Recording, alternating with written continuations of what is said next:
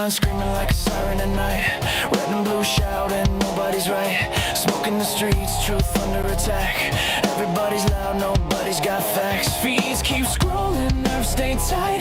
Matchsticks flicked in the dead of night. They sell fear, cheap package the lies, while the clock keeps ticking, empires on fire. Can't sit quiet while the world's on edge. Lines in the sand, standing on the ledge. No script, no leash, no polish, quiet. Just a voice in the dark and a spark to the wire. This is and I'll bring the fire. Gonna light it higher. No filter, no fear, I say it raw. Strike the match, let it burn through the fog. This is and I'll bring the fire. And I'll bring the fire.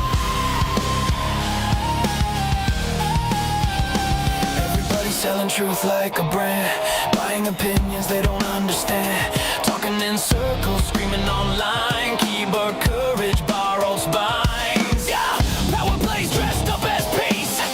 Same old wolves with different teeth. But silence is loud when the house is burning. And the fuse is short, yeah, it's still learning. I don't dance for the left or the right. I stand in the heat, I stand in the fight. No strings, no chains, no manufactured choir. Just gasoline thoughts and an open lighter.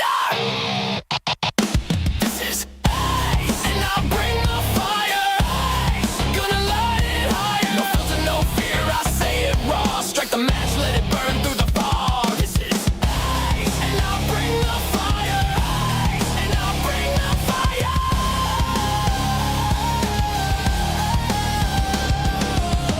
World's on tilt, pressure climbing.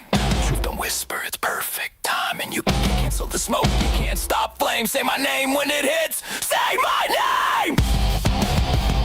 Why? Say my name.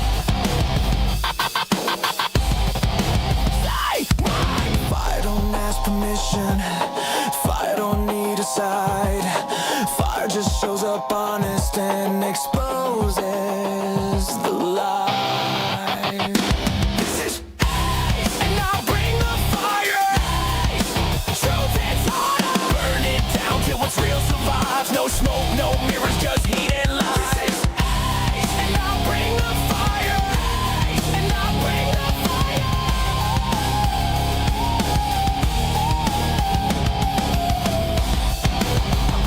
American fire. Strike it. Let it speak.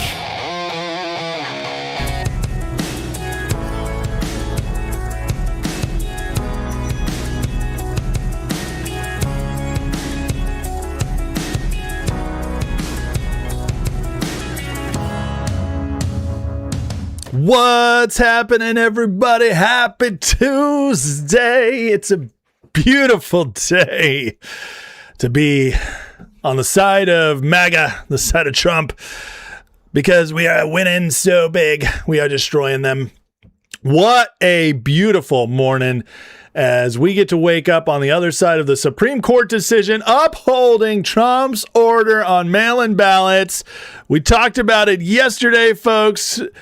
It happened, as I said. They were going to hold it up, and they did. It's wonderful. And now the Dems are freaking out, right as City of London is freaking out over Iran collapsing.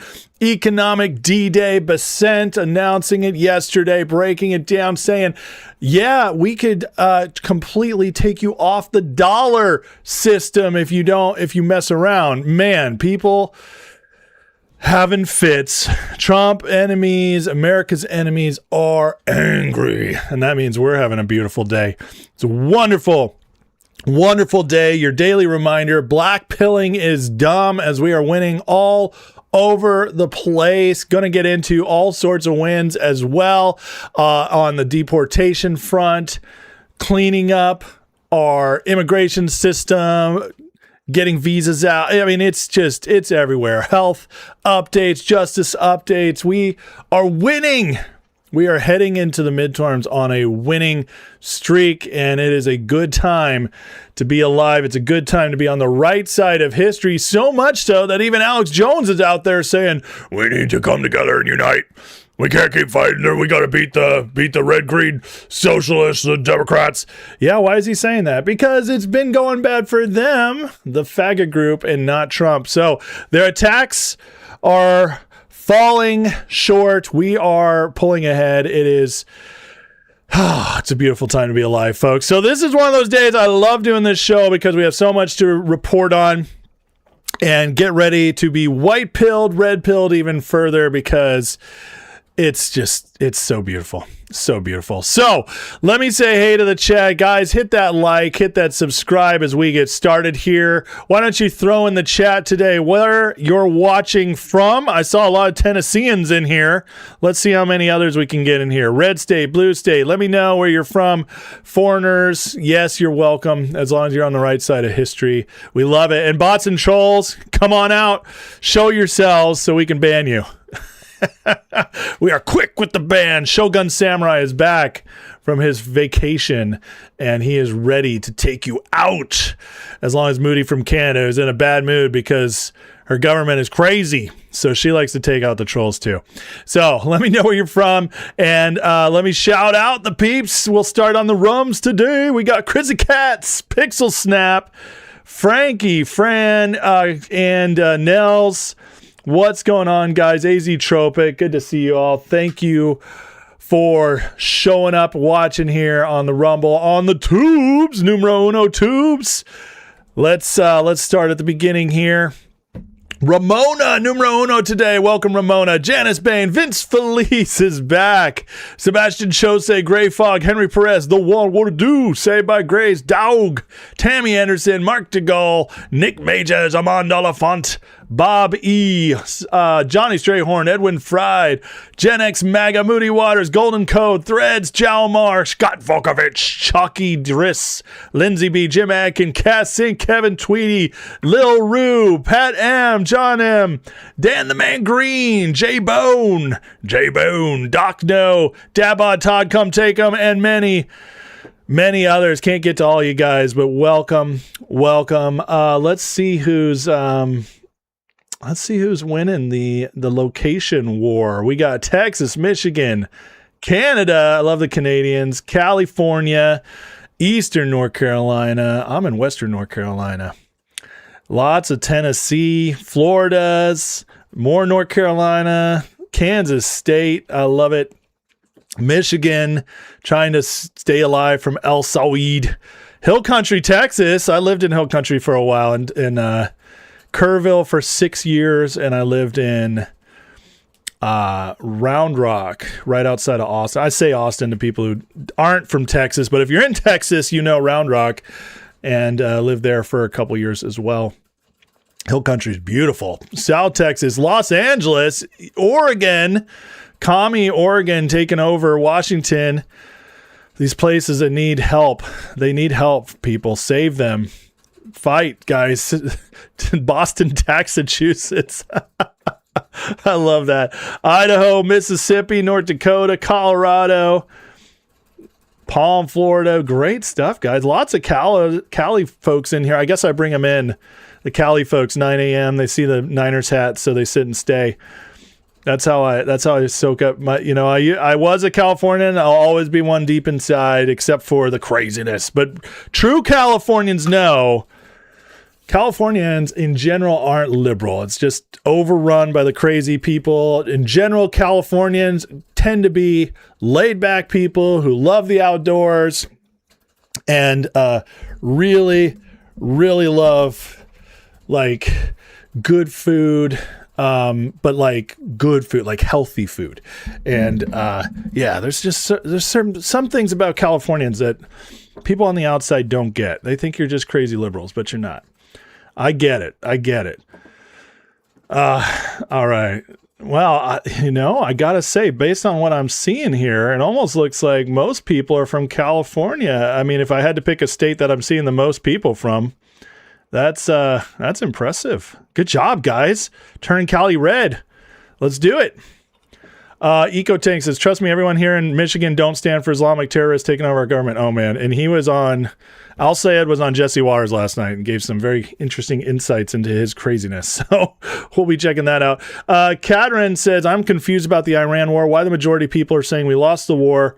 Can you bring up the subject about fertilizers transported via the Strait? First of all, the fertilizer thing, it's not much of an issue anymore. We already created new back channels. Other places are supplying it. That's being fixed. As far as people saying we lost the Iran war, you're just listening to the bots, okay? The media people, they are spreading those lies. Remember, unless something is completely obvious, okay, so especially overseas stuff where you only get the news being reported to you,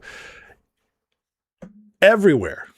Podcasters, influencers, the mainstream media hate that Trump is winning in Iran. And it's all because they're part of the City of London system. They know how bad it's going to be for them if he pulls this off. So Trump is fighting one of the massive psyops of all time, which is something that's lasted a very long time, which is this idea of what Iran actually is versus what it is in reality.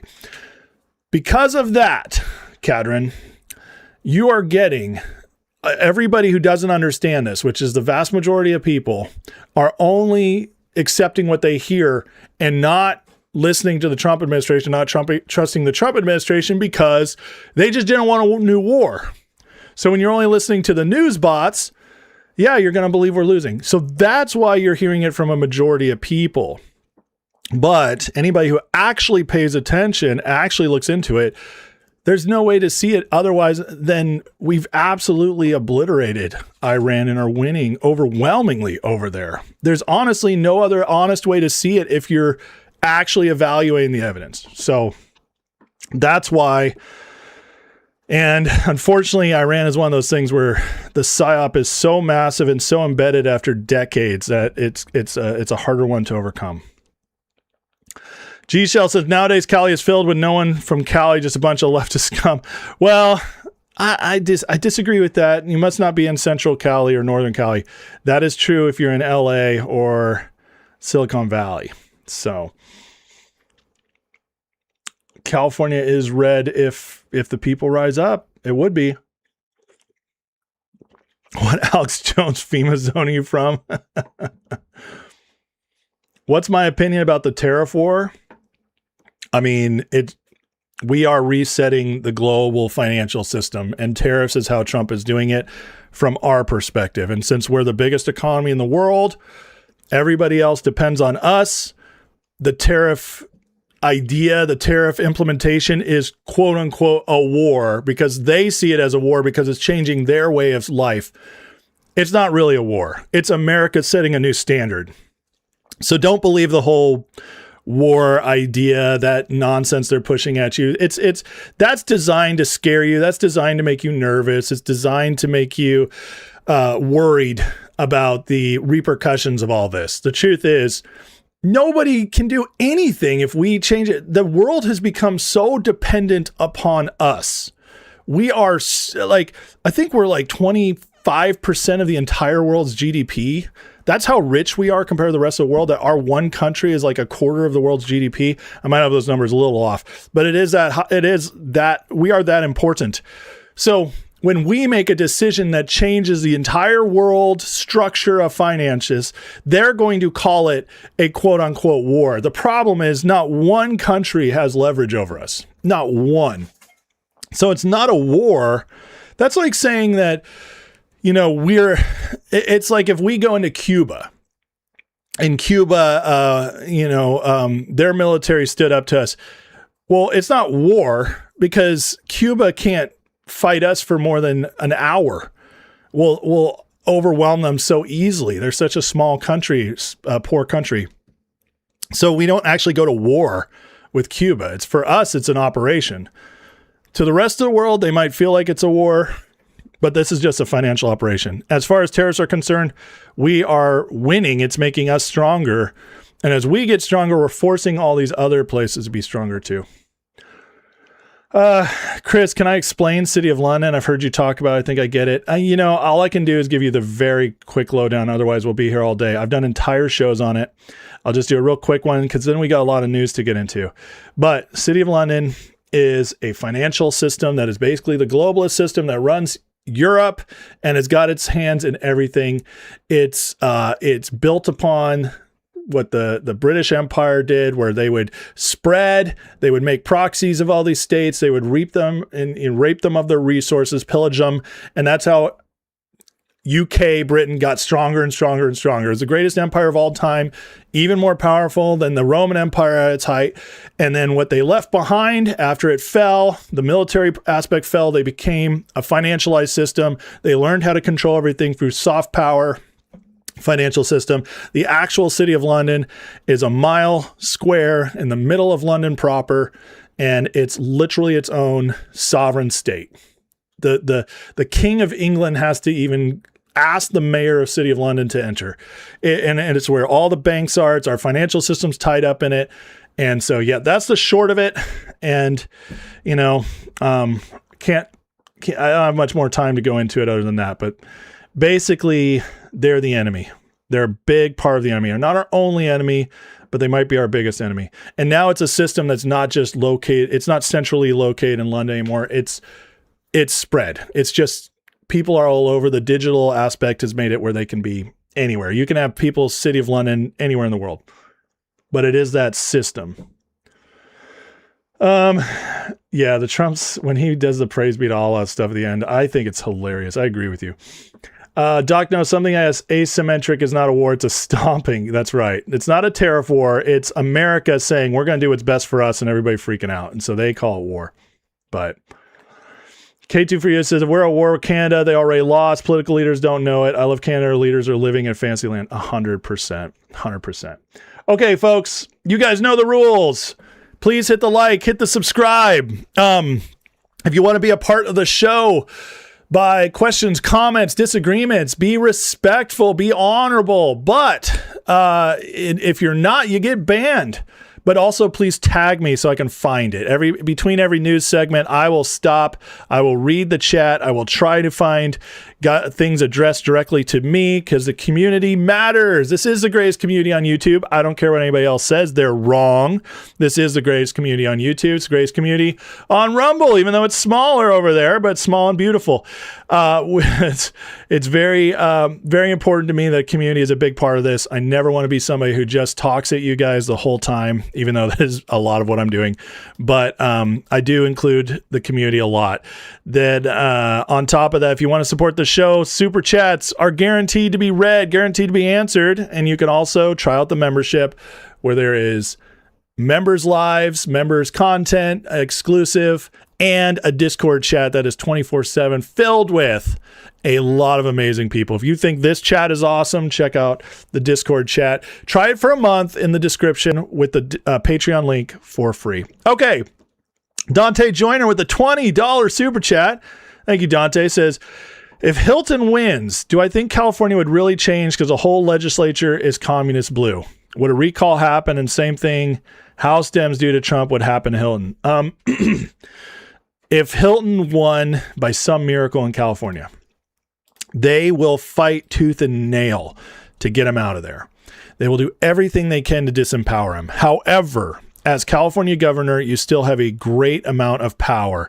Hilton could make a lot of pushes for reform. He could use justice like Trump does to kind of like go after corruption, maybe weed out the Dems, maybe put some executive orders on elections to clean them up.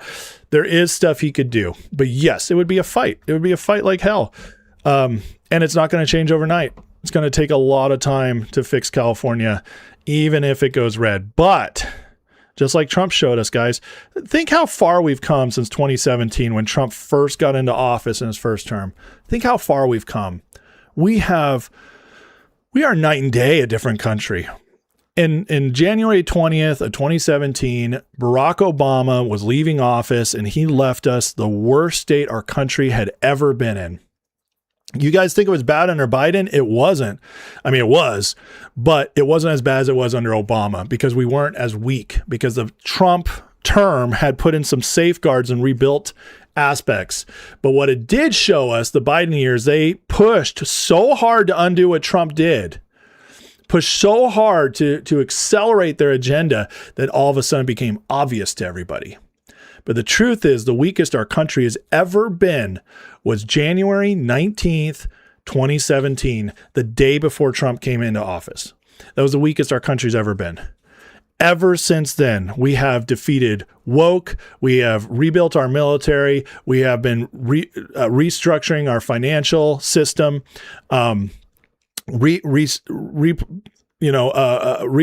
our place in the world.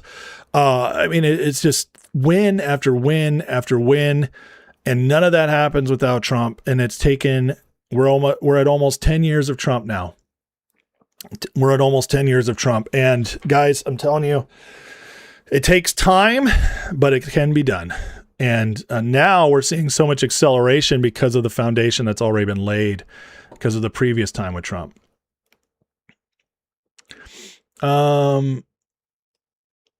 Dante says, so should I move then as a patriot? Well, Dante, you have a question to ask. This is a hard question, by the way.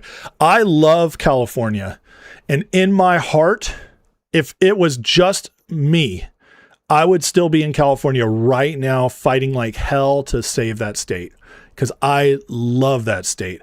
I love Yosemite, near where I grew up. I love the coast. I love the culture, like the just California culture, not the liberal aspect of it. I just love California, but I can't live there because my kids.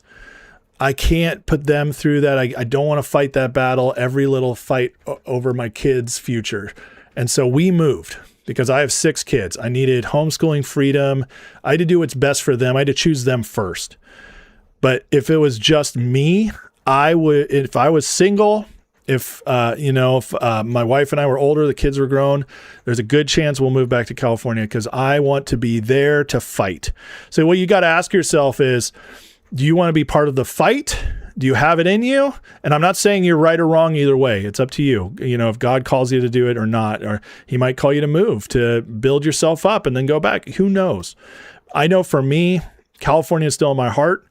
It's in my blood. And I hope one day to return to help the fight. I just, right now with my kids, I can't ask them to be a part of that fight. I need them to raise up and be strong, and avoid vaccines. And if I lived in California right now, I want to have time to fight for California. I'd be fighting just to keep my kids safe the whole time. And that would just be a waste of time. Okay. Any last things before we move on? Diane says, I'm asking for a prayer request today. The President Republican Convention, September 9th, 10th, 1 year of RIP Charlie Kirk. Pray no evil will prevail. We will, Diane. I pray every single day at the end of the show for President Trump's protection. And so we'll speak specific to that as it gets closer. Dante, thank you. You're welcome, brother.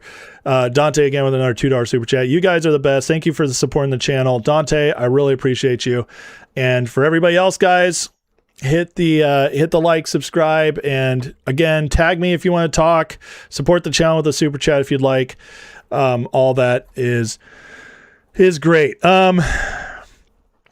Rose says, we're homeschooling in California, but I want to move. My husband doesn't want to leave. It's hard. It's hard because I say this about California.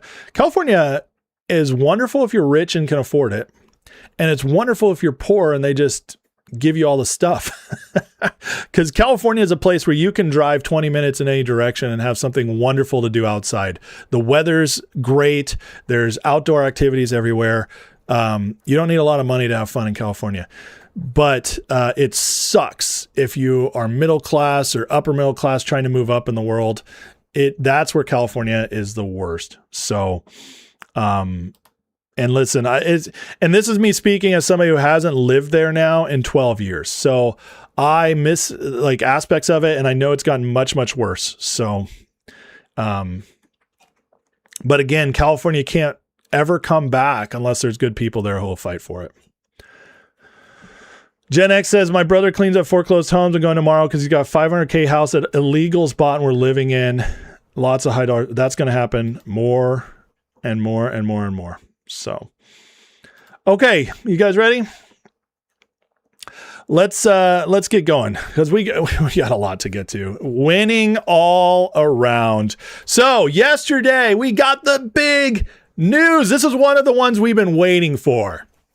This is one of those ones that just makes you say, hell yeah, we're winning. And massive statement. So Trump, several months ago, wrote his executive order to limit mail-in ballots so that they do not go to non-citizens and they are not mailed to dead people, etc., so they can be used for cheating. Limit the ballots, limit the cheating. That's what this was all about. Can't get the Save America Act passed. Okay, I'll do everything else I can. I happen to be in control. I'm talking as Trump right now of the U.S. Postal Service. I'm going to give them an order. He did. They fought it. And now SCOTUS has slammed it down and said, yep, he is right to do this. Major SCOTUS win for election integrity. Supreme Court just lifted Obama judge injunction that blocked President Trump's executive order securing mail-in ballots in 23 states plus D.C. By the way, the reason it says 23 states plus D.C., that's who fought it, meaning that 27 states were already going with it. Okay, that's why that might look confusing for a second. States must now turn over the list of every voter receiving a ballot.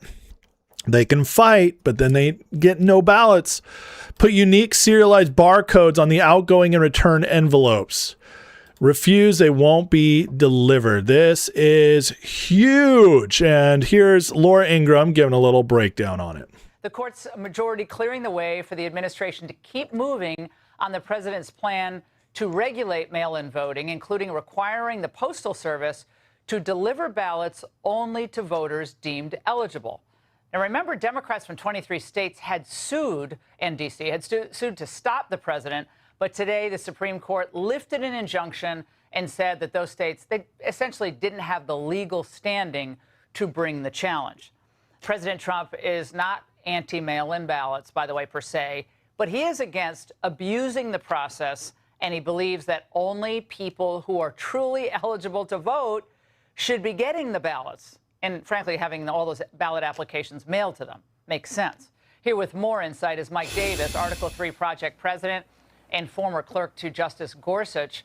Mike, so the Supreme Court, and it was an unsigned order, right? But they essentially said that they expect further challenges. They're not ruling on the underlying merits of the case. But why is this still significant at this juncture? President Trump ordered his Postal Service, his Attorney General, his Secretary of Homeland Security to work together to make sure that states are only using our Postal Service to mail ballots to lawful voters and not to illegal aliens and other unlawful voters. And there was an Obama judge in Boston, this left-wing radical judge, Indira Tawani couldn't do that. Yeah, Indira Tawani, Yes, it was the district court judge Obama appointed. She's a radical, and she said President Trump couldn't do that. The First Circuit agreed. The Supreme Court correctly said that, yes, the president can move forward, and this is preliminary. If there is injury to real parties down the road, then they can bring a lawsuit, but the states are not injured here.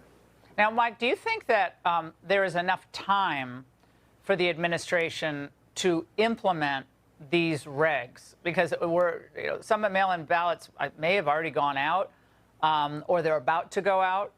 Tell us about that.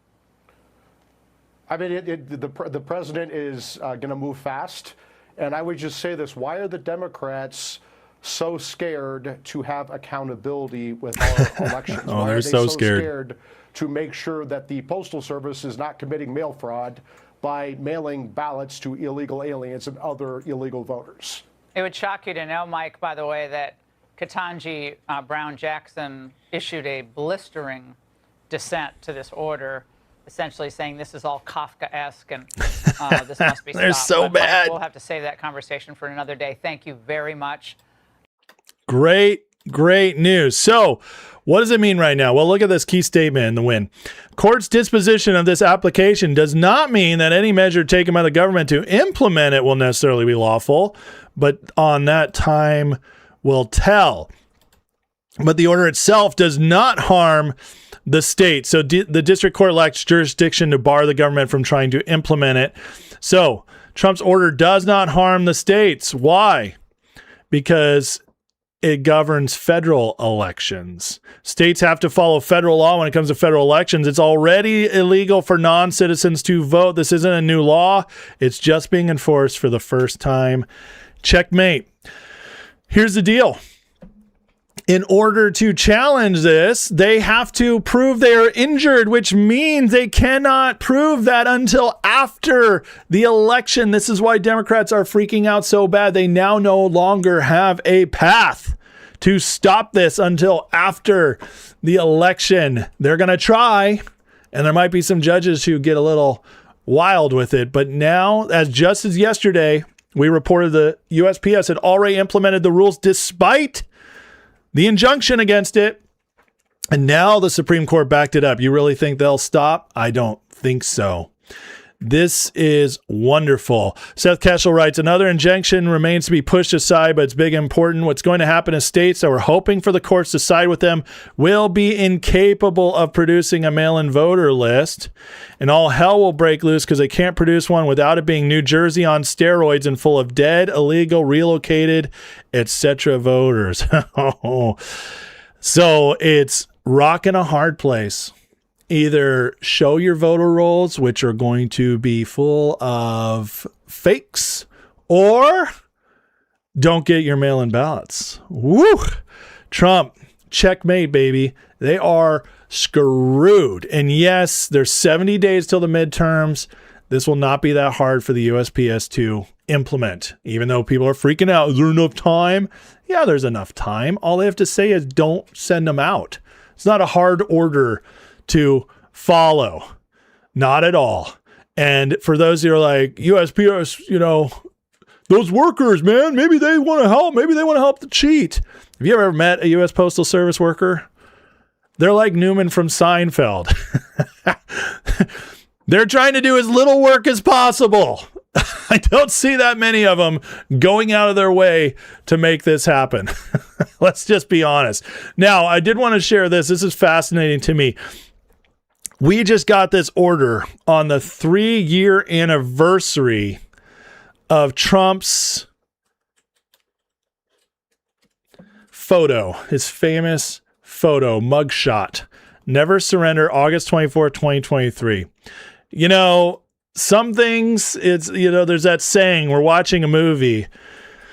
I don't think everything is geared up on purpose like this. However, God gets to say, and sometimes God likes to line things up interestingly, but fascinating that this happened on the 3-year anniversary of that. Great reminder.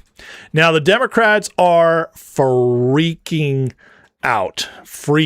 Here's Chuck Schumer. It's a disgrace. The highest court in the nation is allowing Trump to put a dagger in the heart of our democracy. This is a guy who put cheese on a raw burger, by the way. Trump's effort to turn the Postal Service into voter suppression machine is blatantly unconstitutional. Except the Supreme Court just ruled it was constitutional, retard. These people, they're not even smart. You can't say something like that when the Supreme Court overruled you. You can come up with something else, but Trump's malicious effort to stop mail-in voting is nothing but election interference in broad daylight. My God, they're so scared. They are so scared. Senate Democrats will fight every attempt to hijack mail-in voting. How is it hijacking mail-in voting? This is so funny. I love it. I love liberal tears. It just makes me so stinking happy. It's the best thing ever. Here's Governor Mikey Sherrill from New Jersey, who admitted there was a bunch of illegals on her voter rolls. There's a terrible decision. States run elections, not Donald Trump. Well, he's not. He's running the postal office. They're not even smart. They're not even smart. And this is why it's so embarrassing to think people vote for them. And also to remember how few people probably do actually vote for them, which is why they're so angry. We got Josh Shapiro from Pennsylvania. Not so fast. The SCOTUS decision does not deal with the substance of his unconstitutional executive order and does not mean his illegal attempt to restrict mail-in voting will go forward. Yeah, it does. The order is completely legal as long as it doesn't cause you harm. Good luck proving that, buddy. Good luck proving that. Gonna have to wait and see, and by then it'll be too late. Oh, man. Now, this does mean expect major court fights all the way until the seating of the senators in House in January. But that's okay. SCOTUS is already showing they'll back them up. And you know why they'll back them up? I mean, you know why I was so confident SCOTUS would back this one up? Because SCOTUS gave the massive win to the Trump administration and the presidency in general when they ruled executive authority is much larger than many wanted it to be. Let me just put it that way. That's what they ruled 2 years ago. Actually, in the last Biden year, because it was in order to determine that Trump was perfectly within his legal rights to take documents and declassify them at Mar-a-Lago. SCOTUS ruled on that, and they gave a whole bunch of executive authority back. And so, of course, they're going to rule for executive authority in circumstances like this because they can't go back on where they went. Now, this is a big tell right here. Mark Elias. For those who don't know, Mark Elias is like numero uno Superman lawyer on the left. This guy, because he has caused more damage than probably any other private citizen to our nation. He is up at the top. If there is a top 10 list of non-governmental employees, non-politicians who've caused the most damage to our nation, Mark Elias would be at the top. This guy has run the ringer on cases for decades. Under the Obama administration, he pushed and pushed and pushed, got so many things to get courts to rule on that were such a liberal woke agenda, City of London agenda, all that. This guy is the worst of the worst, but he's on an epic losing streak now and has been since the first Trump administration and has really been since the second one. This guy is now a loser. Everything he worked for his whole life is being overturned, and he is pissed. I'm recording an emergency podcast right now to explain what just happened in the Supreme Court, what to expect next. Emergency podcast. Subscribe to our YouTube channel. Emergency. This guy is so scared. And then they go on to talk about this is an affront to our democracy, blah, blah, blah, blah. But again, they're going to put a bunch of challenges up there and get shellacked. And of course, Newsom had to weigh in. Wow, Supreme Court just let the Trump admin move ahead for now, trying to get people to still believe like they're going to win. It's planned to disenfranchise voters across the country. We will be suing again. That's all they got. That's all they got. Now, see, the judiciary is still bad. Okay, it's still full of bad eggs, but it's nowhere near as bad as it was. And you know why? In the first Trump administration, they pushed through a record amount of judges, federal judges, across the entire United States. Trump ended the decline of the judiciary, and we're still got bad eggs. We're still working on it. There were 4 years of Biden and some more got put in there, but Trump pushed it through. And, you know, credit where credit is due. I can't stand him, but Mitch McConnell was behind that as the Senate leader. He made sure more judges were put in than any other before. So Mitch did one good thing for this nation. I don't know if that's because God himself came into Mitch and when it came to judges and just, possessed him. I don't know what happened. I don't know how Mitch did something so good for our nation, but he did, working with Trump. And that's why they no longer can get the wins they used to. That's why Mark Elias is now usually a loser, but they're going to try. They're going to try. And of course, it'll go to die at the Supreme Court. Now, Newsom's having a particularly bad summer. We talked about his being investigated, starting with the Biden administration earlier this year. And now he's listing his mansion for $7.5 million. Gavi, what the deal, yo? Why you run out of money? Somebody cutting off your funds? your network being closed off? Because I don't know about you, but rich people usually don't sell their mansions unless they're moving or they have some bills to pay. A lot of times it's tax bills.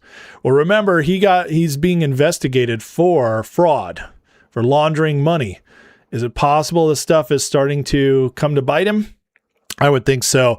And regardless, Newsom is desperate to start building up, I should say rebuild his reputation before the 28 election. But when you start seeing stuff like this, it's a big warning sign. And where there's smoke, there's usually fire. I personally don't see Newsom getting through the primaries in 28. And at this point, he might not even run. But we'll see. We'll see how that plays out. Now, speaking of candidates now, El Sayed went on Jesse Waters last night. So while we're winning at the Supreme Court, making it harder for Democrats to cheat, the rigged election's getting much more difficult, and they're all freaking out about it because they know it. They have another problem. They're candidates. We have Saeed, who's a big problem. We got Talafrico in Texas. We got the cousin lover up in Maine. Yeah, it's bad across the board. Oh, yeah. And those guys aren't even the outright commies that are taking over the party.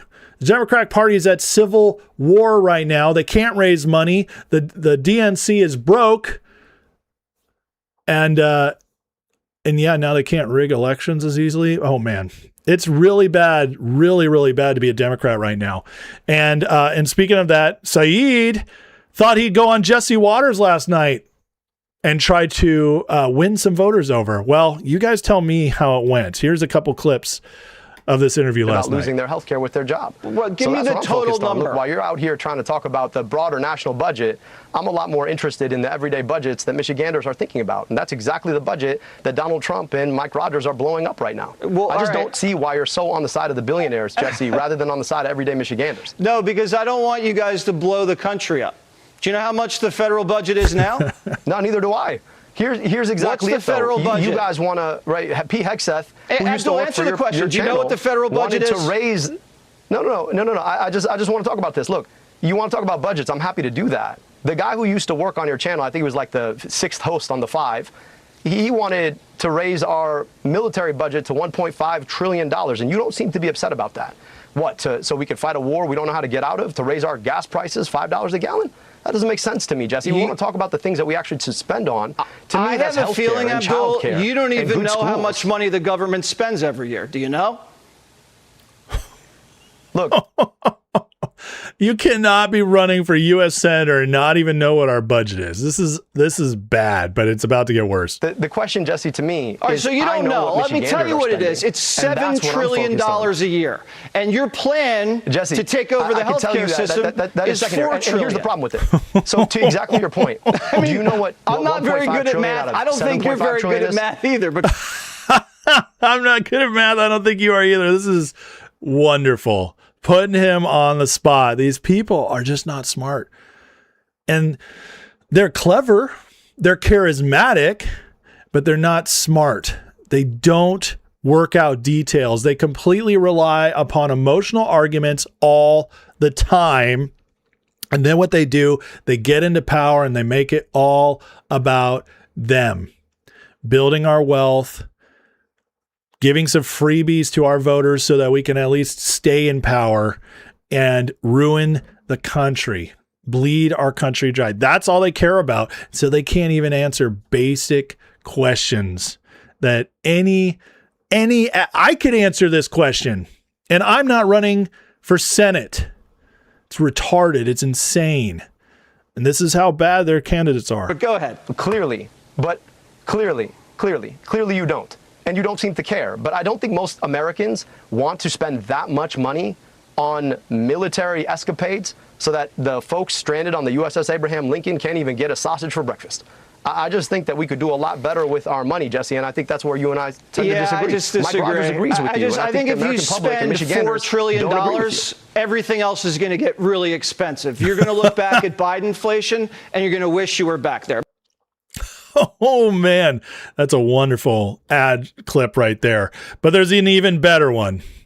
And here they get into the whole trans issue and being able to let your kids have some horrific surgeries. Jesse goes hard on this, and just listen to how he answers it. This is crazy. And sex changes for minors. Do you support that? Look, I remember having great conversations with my conservative friends about right to try legislation. The idea that the government shouldn't tell you what kind of health care you should have. I just think the government shouldn't tell you what kind of health care you should have. And if you're a minor, it's between you want to your try doctor on and your kids? parents. Now, if you disagree with that, if you disagree that healthcare decisions need to be made by a doctor and their parents and a patient, then we think we agree to disagree. But you want to put government inside. So Abdul, you're a doctor, right? Selectively. I am. So you think it's okay for a parent to slash his kid's ding-a-ling off? You think that's okay? I mean, do you really want to have this conversation? Are you circumcised? Yeah. What a false equivalency right there. What a false equivalency. This is all they have. This is crazy. This is him trying to walk the tightrope. Yeah, but I mean, that's a Jesse, personal question. Okay. Doctor. So you probably should want to move on. Is circumcision's different than castration? I think it's a problem. It's a problem that you think that you get to decide what happens between a parent, a doctor, and a patient. And I'm just saying that, yes, circumcision is surgery on a kid's ding-a-ling. So if you really want to bring that up, you can. I just think you guys are really selective about how you want to talk about these things. Wow. Well, thank you, El Sayed. You just gave Mike Rogers some wonderful clips for ads against you, comparing cutting off genitals to circumcision. That is asinine. That is absolutely insane. These people are crazy. These people are crazy. And this guy, he made a huge mistake going toe-to-toe with Jesse. But we'll see how it plays out. I'm telling you, though, folks, people are waking up. They are waking up. Look at this. This is from Echelon B. Okay, they did a survey. The first word that comes to mind when thinking of the Democratic Party, and look at this. Corruption is the biggest word, followed by liberal, socialism, socialist. Progressives up there, fair. That's the lefties trying to get there. But weak people, freedom, communist. Communist and freedom are just as large. Communism, but in the middle, corruption, liberal, socialism, socialist are the biggest on here. That, my friends, tells you the American people are waking up. And yeah, there's a few good ones in here, and it's because they probably pulled a lot of Democrats as well. But the point is, folks, people are waking up. The middle one, corruption, that's huge. It's absolutely huge. And the communist right here, that means the word's getting out. That means what President Trump is pushing is working. It's working. But isn't it fascinating to see the differences here? You see how some of these good words get mixed in with those crazy ones. It tells you how divided we are. But again, the biggest ones matter. And this means people in America overall are waking up. It's a beautiful thing to see. Now, here's another example of people waking up with my favorite New York Jew, Harry Enton. Harry, my man here on CNN, the nerd that loves the numbers more than the spin. Liberal CNN drives them nuts because, well, when he's honest, he's got bad news for him, and he's got more right here. Check this out. The fact that Trump's economic net approval rating is negative, that all of a sudden Democrats are trusted more? They are not trusted more. Look at this. Party that, well, isn't that interesting? Sometimes you get the slide cut off a little bit here, but there we go. We'll put that P right there. Party white non-college trust more on the economy. Look at this. It's Republicans plus 16 points. Republicans are still trusted more on the economy. And this gets back to what I'm saying here. What is this? What is this? Hold on. It's not a, give me this. It's not a question. Harry, real quick. Harry, you need to shave, bro. Listen, you either go full beard or clean. You don't, this whole like dirty face thing. This only works if you're, if you're Joe Millionaire. This doesn't work if you're a CNN pollster. Come on, man. Make a choice. make a choice. It's just not working for him, even though it does make him look a little tougher, which I'm pretty sure this guy probably couldn't lift 40 pounds, but he's trying at least. But this is interesting. This means the working class still overwhelmingly favors Republicans. And overwhelmingly favoring Republicans is a big deal because the Democrats used to be the party of the working class.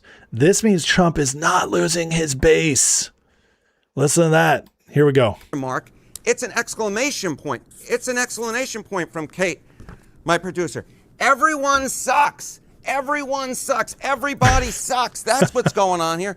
Everybody sucks. And you can see this right here. Look at the inflation. Look at the inflation. Which party do white non-college voters trust more in inflation? Despite Trump's absolutely devastating decline, going down to what was that, a 60-point switcheroo? On inflation, the Republican Party is still trusted more by 16 points. So even if Trump isn't liked, it's not all of a sudden like the Democrats are all of a sudden trusted on this. He reaches for his Diet Coke in the middle of it. This guy, I love watching this guy. It's just, it's hilarity. He cracks me up. But the point is this: heading into the midterms, Americans still have, or Trump still has the base of America, which is the non-collegiate and yes, white, because whites still are the majority. Non-college party, working class trust on the economy. The economy, it's the economy, stupid. As James Carville was reminding us throughout the 90s to get Clinton into office, it's the economy. We are still way ahead on the economy with the people that matter most. And that, my friends, is a tell of what might be coming. Now, Trump went off on the polls. And remember, the only polls you can actually trust are the internal polls, which we don't get to see. We don't get them. The campaigns get them. The White House gets them. We don't. So what is Trump signaling right here? Well, he says the radical left Democrats are going crazy with fake polls. They're putting them out at levels never seen before. They're called demoralization operations, where they try to demoralize Republicans so they don't go out and vote, just like Rush Limbaugh used to warn us. The actual polls are tremendous. The spirit in our country has never been higher. We're winning against everyone, including Iran, whose country is an economic and military death spiral. Thank you for your attention to this matter. Now, before we go celebrating this is 100% true, let's be honest. There are a lot of people not understanding the plan who are kind of confused by what Trump's doing. But, and there's a big old but in this, the rise in love of our country is higher than it's been in a long time. See, despite the fact that people might be confused about Iran, might be confused about what Trump's doing in the economy, they don't pay that much attention, they haven't felt the personal benefits yet. Despite that, Trump is winning in a way that really matters. And in some ways, it matters more than anything else. And that is the love for country, patriotism. Because when you have a party that hates America as it is, it only leaves you with one choice. Trust what Trump's doing or go with the psychopath communists. That's what Trump means by this. I do believe that when it comes to them asking people, do you want what they're offering? People are saying no. And I believe that's where we can trust what Trump's saying here. Because I see it. And I get both. I get the people worried about what Trump's doing. I get the people who are confused. They come to me, they ask me questions. But you know what? I don't have anybody being like, I'm done with America. In fact, many people are feeling much better about our country than they have in a long time. And that, my friends, is huge. Now, here's a great example of fake polls. This is from David Plouffe. Rasmussen actually put this out there. Good on them. It says, David Plouffe said the campaign's internal polling never had Harris ahead of Trump. Remember I told you about internal polls? David Plouffe was helping. He was Obama's advisor. He was advising Kamala. Said the entire campaign, Kamala was never ahead in the real polls. And yet, look at the poll averages.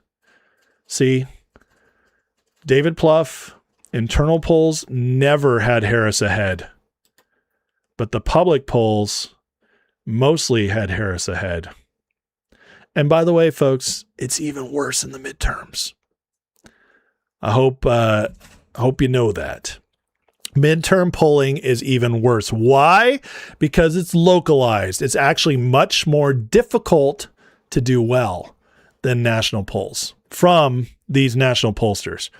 And that's an important thing to remember. As Brian Cates says, they already took their best shot at fracturing the Trump base ahead of the 26 midterms and failed spectacularly. Now they're reduced to the usual fake, absurd polls. Remember when I told you guys?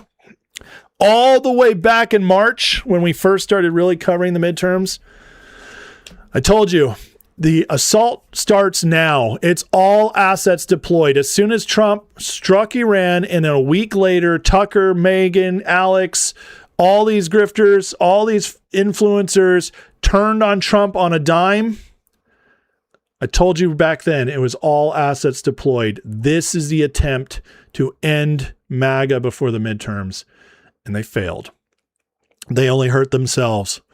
The MAGA base is as strong as ever, and yeah, we might have lost a few people here and there that were picked off, but I'll tell you this. Most of those people who were picked off or don't trust Trump anymore, they ain't voting for Democrats still. That's not happening. They'll still vote. They'll still vote red because they know the other point, that even if they've lost some hope, they know the other side has nothing for them. So nobody's jumping to Team Blue. And don't believe that for a second. 24 made it clear who Team Blue really is, and it's only gotten worse since then. And look at this. People are catching on. Now, I don't like Polymarket. I don't like Kalshi, because these places are wrong often. But I'll tell you this, they're usually wrong in the side of what they want you to believe, pushing a narrative. Now we have Democrats at their lowest chance of winning in months. 50-50 as of today. That, my friends, means the people are starting to wake up and say, I don't see it. That's a big deal. That's a really big deal, because this was supposed to be the blue wave election. This Polymarket, Kalshi, this is the thing. You guys see how many people are sponsored by this stuff? Look at it right here. Paid partnership. Kalshi and Polymarket sponsor everybody to promote this crap because they're trying to control a narrative.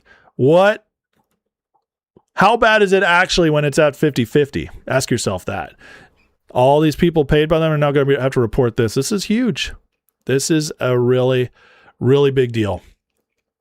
And then when you want, sometimes God speaks in mysterious ways.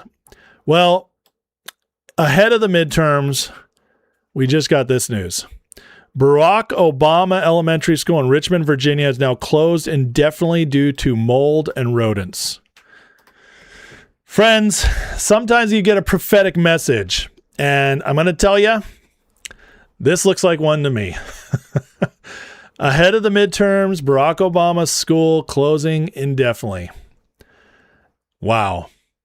That's a big deal. Just like a couple months ago when Obama's library opened up and he wasn't paying the contractors and they were freaking out. Look at the signs. Who is the spiritual head of the current Democratic Party? Who is the spiritual leader of the Democratic Party? It is Barack Hussein Obama, the guy they all look up to, the one guy whose name recognition in the U.S. as a Democrat still is mostly positive because he was so good at duping everybody. And now his school, the school that carries his name on it, has closed to mold and rodents. What's another word for that? Rot.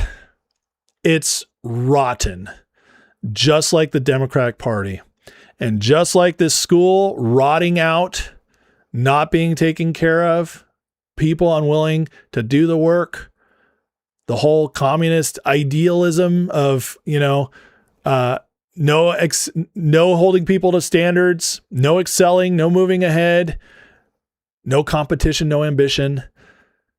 What does it lead to? Rot. And just like the school's rotting out, I believe this is a spiritual example of what's happening in the Democratic Party right now. Folks, as of today, with what we got from the Supreme Court, with what we're seeing on the panic from the Democrats, so much panic, and what we're seeing as the people are waking up and seeing who the Democrats actually are, I got to tell you, as of today, I've never been more bullish on what's going to happen in the midterms. And at this point, I'm no longer thinking it's going to be a squeaker. I'm thinking we're going to add seats. And that would be the biggest smack in the face at all. But we'll see how it plays out. All right, folks, if you don't mind, hit that like and subscribe. Thank you for watching this segment. Now I'm going to get into the chat for a minute, catch up with you guys. I saw a couple super chats come in. I want to get those. And then we got a lot more to get to, including the latest on Iran and the fight against the globalist City of London system. And then we got justice and all kinds of wins happening here domestically. And of course, a grifter report. You didn't think I was going to ditch that, did you? So let's get into it. Catch up with you guys real quick. $5 from Chiosap says, we're fighting to get rid of Commie Kathy Hochul here in New York, facing a lot of retaliation. Hard to fight when you have kids, but we don't. Turn New York red. Amen, brother. I think New York is possible. I really do, but it's going to take a lot of work. Thank you, Chiosap, and keep that fight going on, brother. Big Chungus says, we want to bring mail-in voting back to the radical, oppressive year of 2019. That's the Democrat statement, right? Make mail-in ballots great again. That's what they want. But it's not happening. Thank you, Chungus. I appreciate you and the super chat. Chiosat with another $2 one says, I'd rather spend money on the military than illegals. Absolutely, friend. The military at this point is only like it's a small fraction of our budget. Over 50% of our budget, or almost 50% of our budget now, is on welfare, which is insane. And that does include Social Security, Medicare, but it's crazy. Okay, let me check here, make sure I'm not missing anybody who tagged me. K-Shu says, Harry's a Democrat. I bet he's voting red for president. I doubt it. He's a New York Jew. The odds of him voting for Trump are very, very low. But the reason I trust Harry's analysis on stuff is because he's such a nerd. He would not dare to lie about the numbers. He wouldn't. He loves those more than anything else.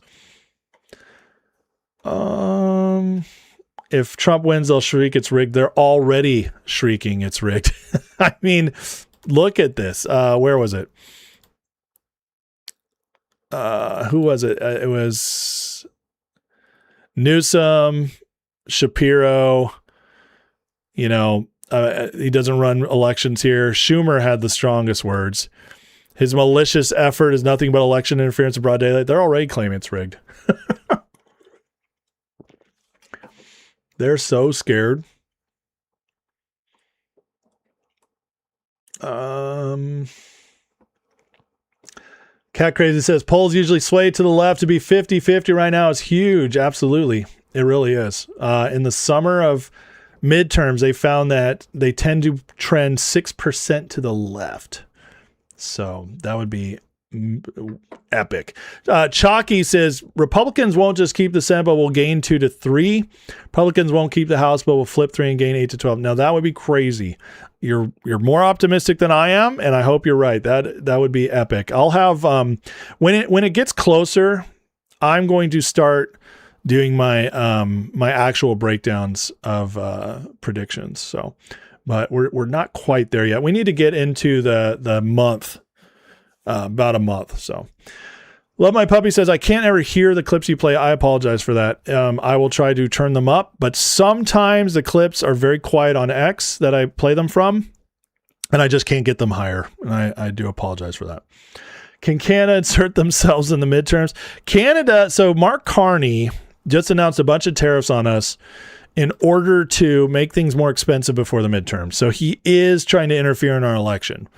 It's not going to work, but Canada is trying to mess with our elections. So thank you, John, for the super chat. Okay, Sarah says, did I see Anna Paulina Luna saying about influencers? Oh, yeah, we're going to get to that in the Grifter Report. Don't worry. Do not worry. We're going to talk about that. Eric says, if the Republicans gain 15 in the Senate, you owe me $50. How about if they don't gain 15, you owe me 50? You want to play that game? There's no way they're gaining 50 in the Senate. That would be crazy. 60% of people believe it. I get it, Bretta. Very funny. Chicky Rogue says, don't believe the lie. Anyone in my actually voting for Mamdani Epstein was installed with an NYU admissions hack. I mean, I could believe it. But at the same time, listen, here's the thing about elections, folks. And so it's not like Democrats can take an election and just make it whatever they want. It has to be close enough for them to rig it in the first place. We don't know how close that needs to be. Maybe if it's in a blue state, it's within 20 points, which means they have a lot of leeway, which would mean if the Republican actually won by 19 points, they would make the Democrat win by 1. Okay. But that would also mean if the Republican won by 21 points, they wouldn't be able to rig it they wouldn't be able to win it. So you can always overwhelm a rigging in an election. So the fact that Mamdani won, yeah, it does mean like there probably was some rigging, but it also means there was a lot of people that voted for him. Just saying. Chiosad with a $2 super chat says, our democracy to Democrats means they're grift. Yes, it does. That's 100%. Thank you, Fred. Eric, it does work that way. If you want to make the bet, brother, you got to put it up too. Do I think Darlene Graham will win the runoff? I don't know. I think it's going to be extremely close. She is not a great candidate, but Northam isn't either. But either way, whoever wins is just going to be a blanket stamp for a vote for anything Trump pushes. So we win either way. I'm not too worried about South Carolina today. It's not that interesting to me. Chicky says, I have the letter from NYU to prove it. I believe you. I believe they did do some stuff on there. Absolutely. City of London agent Mark Carney dispatched agents to the U.S. to work with DNC. I mean, I believe it. They did the same thing in 2024. Who was it in 2024? I think it was England. England sent a bunch of people to help Kamala. I was thinking Kamala Harris and it just came out as one word. England sent a bunch of consultants and stuff to help Kamala in 2024. So yeah, they do this. They do it. How well did that work out?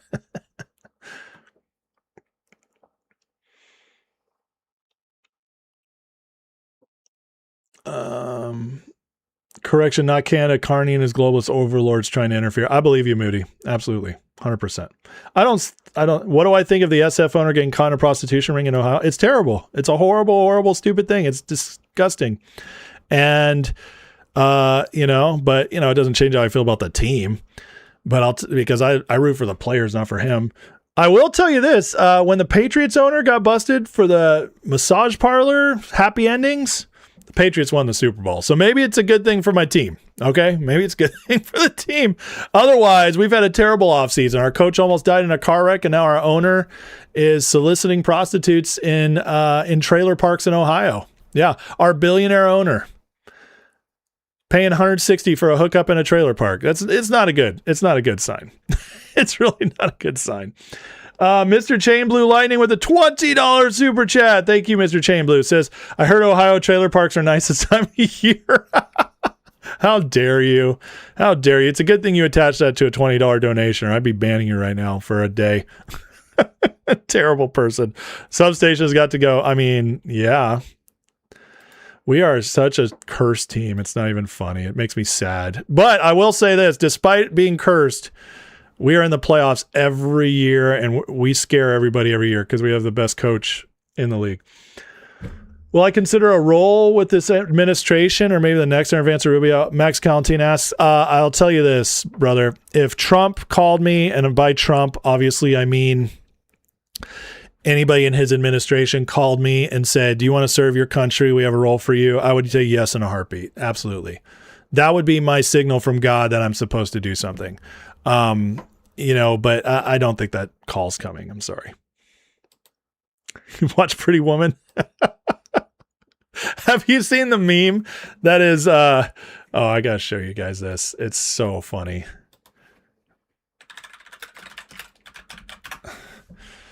This is about my owner. Pretty Woman, but it's set in Ohio. This is about our 49ers owner. Pretty Woman, but in Ohio. So funny. Oh, and I'm crying as I'm laughing right now. I'm crying as I'm laughing. So, ow, Sonny, that's terrible. If he'd paid good money, he wouldn't have gotten caught. But apparently, somebody posted that the escorts in Silicon Valley right now are $6,000 an hour. So he went cheapo. He didn't want to pay the $6,000. So, guys, I'm not getting into this. You guys it's getting gross in the chat. I can't keep going down this road.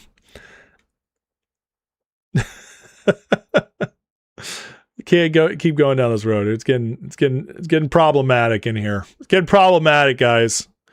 We're becoming like the Callaway golf commercial. It's getting problematic in here. Okay, let's move on, shall we? I don't want to talk about this anymore. I don't want to talk about this anymore. The guy knows how to have a good time. Yeah, nothing like paying, getting a discount hooker in a trailer park while sipping Blue Ribbon, right? That's apparently Jed York's idea of a good time. Oh my God. Well, anyways. All right, shall we move on? I think we should. We're losing it in here.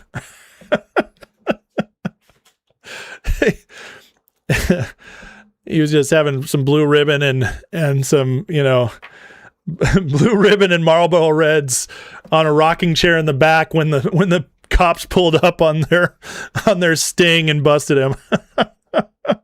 Whoa! I'm the owner of the Niners. Oh my God. Terrible stuff. Okay. Whew. All right. Gotta calm it down in here, folks. This is getting out of control. Yeah, Bill Clinton, Paula Jones, right? Okay. All right, Eco Town. We're not going there. Whew. All right, let's get this together. Okay, so yesterday it was announced, Scott Bessent, Economic D-Day.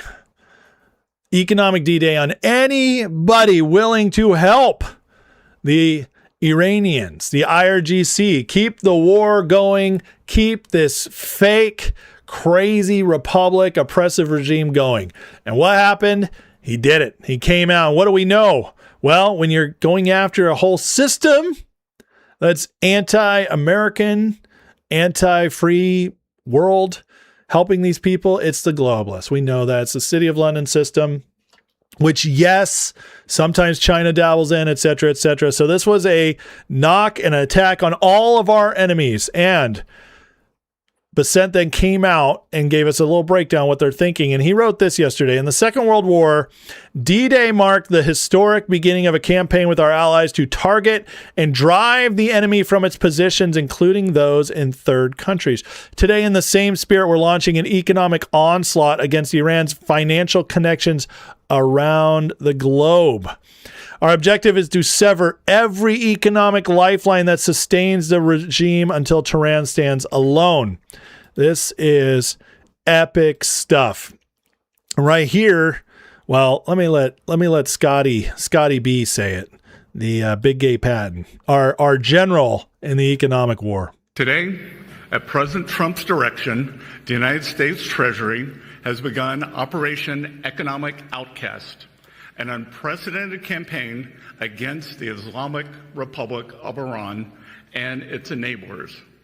In the Second World War, D-Day marked the historic beginning of a campaign with our allies to target and drive the enemy from its positions, including those in third countries.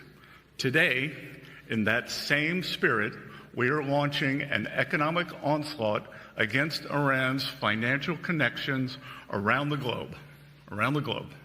Our objective is to sever every economic lifeline that sustains this tyrannical regime until Tehran stands alone.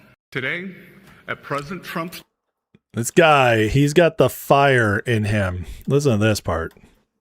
teams from Treasury, State, and the U.S. military are now meeting with their global counterparts to tell them that the United States expects action.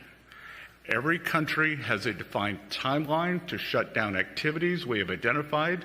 If they do not take action, we will do so unilaterally through Treasury authorities. For example, every branch of Bank Melay must be shuttered and dark. And let me be clear, any entity that facilitates money laundering on behalf of Iran will be removed from the U.S. dollar system. Woo! The clock just started ticking. Did you hear that? Anyone messing with this will be removed from the dollar system. Hey guys, you want to take a guess as to what economic system runs the entire world? What everybody trades in? We are the reserve currency of almost the entire world. Removing them from that system, that's economic death. This is a direct assault on the City of London system, the globalist financial system. And it's proof. To me, this is absolute proof that that this was what Iran is ultimately all about. I'm sorry. I just don't see how you see it any other way at this point. And you know, I mean, I don't want to even get into the other arguments, whatever, because this is so direct. It's just, you do not touch what we're doing anymore. You get involved in any way. By the way, this is China.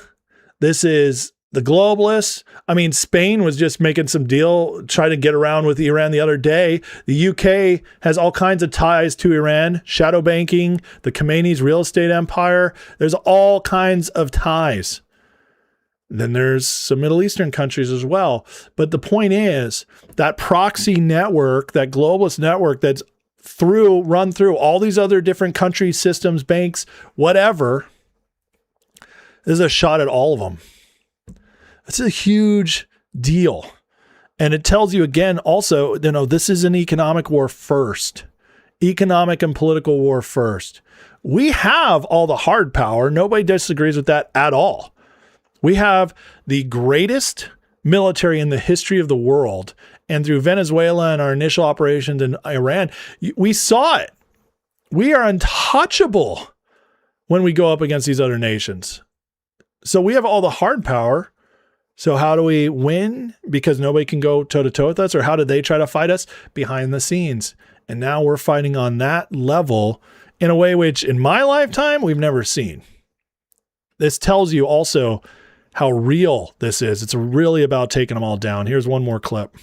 The president is making phone calls to world leaders with specific requests to cease their interactions with the regime.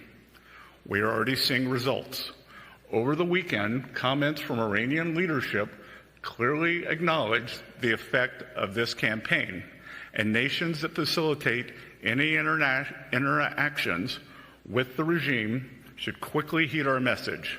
Those who stand with the United States will reap the rewards of our partnership. Those who tether themselves to the Iranian regime should expect to share in the isolation of a withering regime. The president is making phone calls to world leaders with specific requests. Did you hear what he just said? Basically, if you partner with Iran, we're going to make you look like Iran. That's nuts. And then, of course, Trump posted this morning. The failing Islamic Republic of Iran is not paying large segments of their military while at the same time killing protesters, even when they're not protesting at levels not seen before. It's a humanitarian crisis of epic proportions and it must be stopped now. not paying large segments of their military, killing protesters. Folks, these are the signs of collapse. Tell me again how Iran's winning. Oh, guys, it's the super duper secret missiles. They're just waiting to unleash them. They control the Strait of Hormuz. They didn't have that before. Man, Trump just screwed us all. Really? This is a struggling regime. The globalists are freaking out right now, which means Wall Street's freaking out.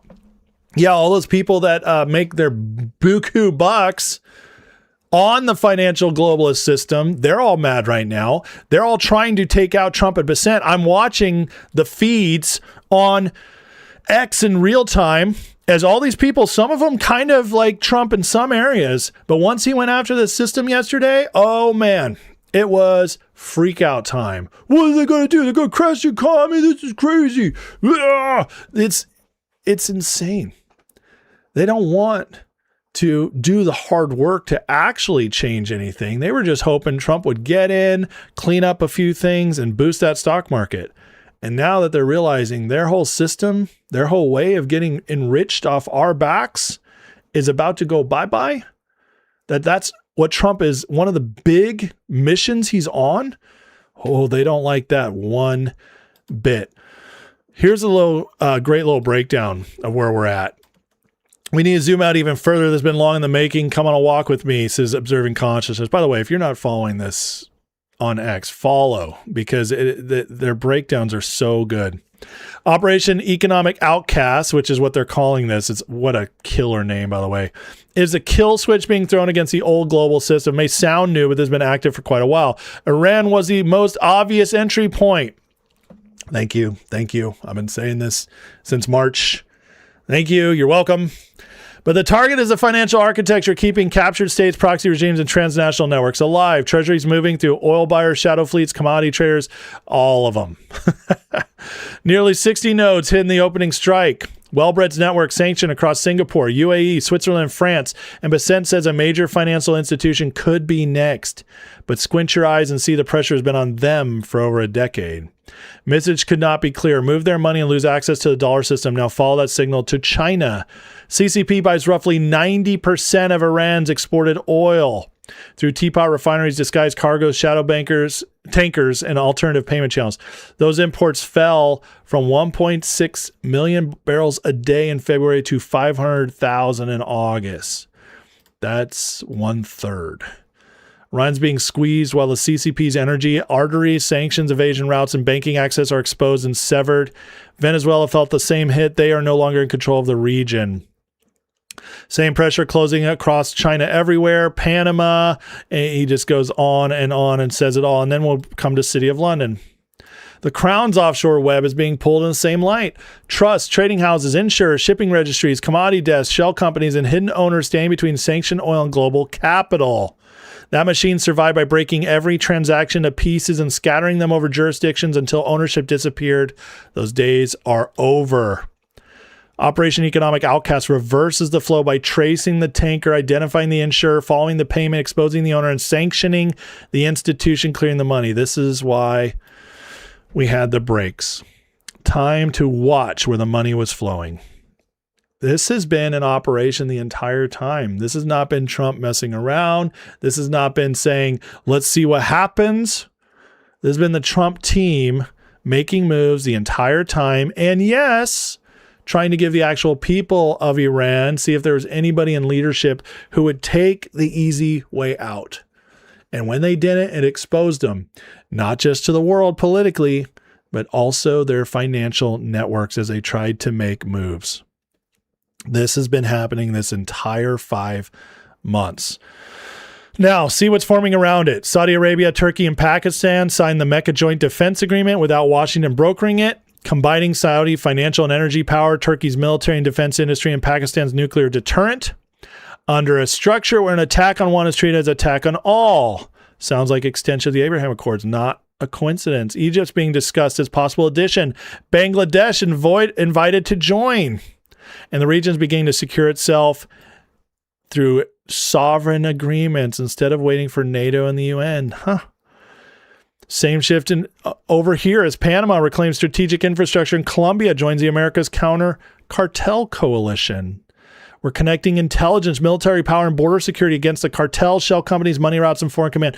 Breaking the globalist City of London structure everywhere. Folks are like, Trump's not doing enough. He's not doing anything. No, he's only remaking the entire global world order. Folks, this is not the beginning of the New World Order. This is not the beginning of the one world government. It's the end of it. It's the end of the City of London, Roman, Babylonian system. This is the end of it. We're watching in real time as sovereign nations are starting to rise up and take accountability for themselves and weed out the centralized control being made within their borders against them. This is amazing. We're watching in real time the greatest worldwide restructuring of systems and countries in world history. Yeah, that's not being hyperbolic. We've never seen, and it's because of the world we live in, the time we live in, where everything can be connected through because of digital assets, because of the internet, because of modern technology. One man running a country can change the entire world now rather quickly. This is a bigger shock to the system, to the world system, than Julius Caesar coming into Rome, than Genghis Khan taking over Mongolia and spreading that, than Alexander the Great. Because if you look in history, those were all relegated to small areas, worldwide small areas, not small areas, to you and me. But this is the entire world. The entire world. This is crazy, crazy stuff we're seeing right now. Trump's not doing anything. No, he's only doing the most things we've ever seen one man do in history, not counting Jesus. Norway rejecting EU pressure over its own Arctic energy. Nations are leaving the ICC. America's withdrawing from international organizations operating against its interests. Regional alliances replacing distant bureaucracies. Domestic production is replacing foreign dependency. Direct corridors replacing controlled choke points. Sovereign security networks are replacing institutions that demanded obedience while delivering paralysis. See the pattern? The old system controlled the world by forcing money, energy, goods, security, and political legitimacy through centralized gates. That's called a one world government, folks. And it's going bye-bye. CCP controlled production, strategic infrastructure. The Crown controlled offshore finance, insurance, commercial intermediation. Global institutions turned that power into rules nations were expected to obey. Operation Economic Outcast is choking off the money while sovereign energy breaks managed scarcity, new trade and shipping capacity breaks industrial dependency, direct defense agreements break supranational control, and regional coalitions reclaim the territory, corridors, and infrastructure the old system used against them. That's why it feels like everything's accelerating. Stories are no longer isolated because the whole system's moving, patterns becoming more visible, worlds pulling away and building around it, nation by nation, system by system. We're watching the old order lose control. Bye-bye one world government. Oh, but it's the end of the world. No, it's not. It's the beginning of a new world. Sorry, folks. Just call it like it is. I think it's pretty obvious. And so for Iran, well, they're not winning. I've just been informed by the U.S. Navy all mines have been removed or detonated from within the Strait of Hormuz. Iran's been notified any ship or boat placing new mines will be immediately and systematically destroyed. Through Space Force, now we monitor everybody. We are watching every square inch of the strait as we are with Pickaxe Mountain and the already destroyed 3 other nuclear sites. Folks, how freaking powerful are we? We have been taught so many lies. Other countries are catching up to us. America's not special. No, we're very special. We are the best, and it's not close. What they were trying to do is teach us not to believe it anymore, to believe that our system is ultimately not that great. we need to pay attention to other systems. No, we just have the best created system politically, governmentally, economically ever created by mankind. Thank you, founding fathers. It was so good that it, even in our managed decline, we are still light years ahead of the next country. That's where we're at. Waking up and believing it, that's the hard part, because we've been told we're not special for a very, very long time, but we're the best. We are clearly the best, and we have all the hard power compared to everybody else. There's a zero tolerance policy on mine placement in full force and effect. Thank you for your attention to this matter. And then look at this. Folks, if you're not winning, this doesn't happen. Oil falls further as U.S. prepares return of diplomats to Mideast embassies. You know what that is, folks? That's a declaration of victory. Nothing to worry about anymore. Go on back. You guys can head back to the embassies. There's no more danger. Whew. That, my friends, is about as obvious as it gets right there. No, Iran's winning. Okay, retard. There's no argument to be made against this. You can't. I mean, when you start sending the diplomats back, that means there's no more danger. It means everything's settled. Oh, and Iran just gets worse and worse there. In fact, big changes are happening within.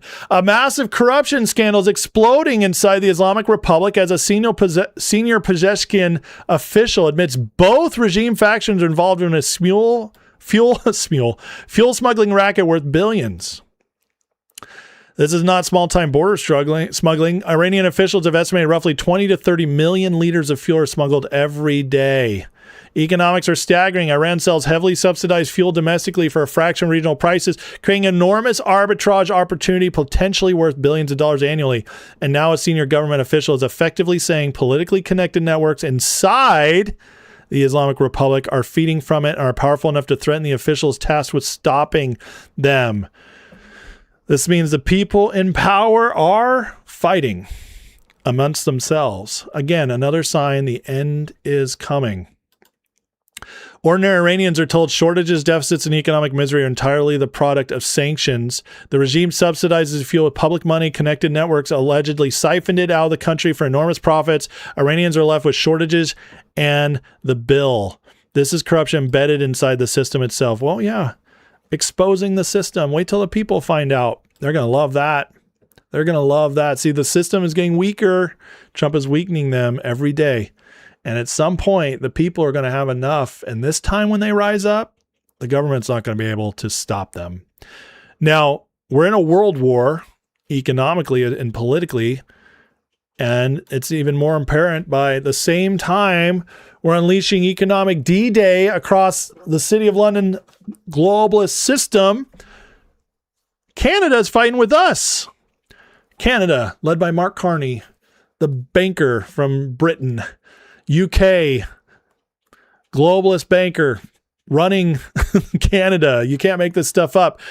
Well, they're infiltrated not just by Carney, but Doug Ford, premier of the Canadian province of Ontario, better known as the less charismatic, intelligent, overall unimpressive brother of the late, great Rob Ford. America's been carrying Canada for decades, but no longer. USA will always be bigger, richer, and stronger than Canada. Without the US, Canada couldn't survive. It's where they get their money. And because of their current bad leadership, primarily Carney and his flunky Ford will not be allowed to keep taking advantage of the U.S., their key to survival. Remember, much of the electricity, oil, and gas Canada gets is transported through the U.S. Someone should get these clowns to fall in line or the consequences for Canada will be far worse.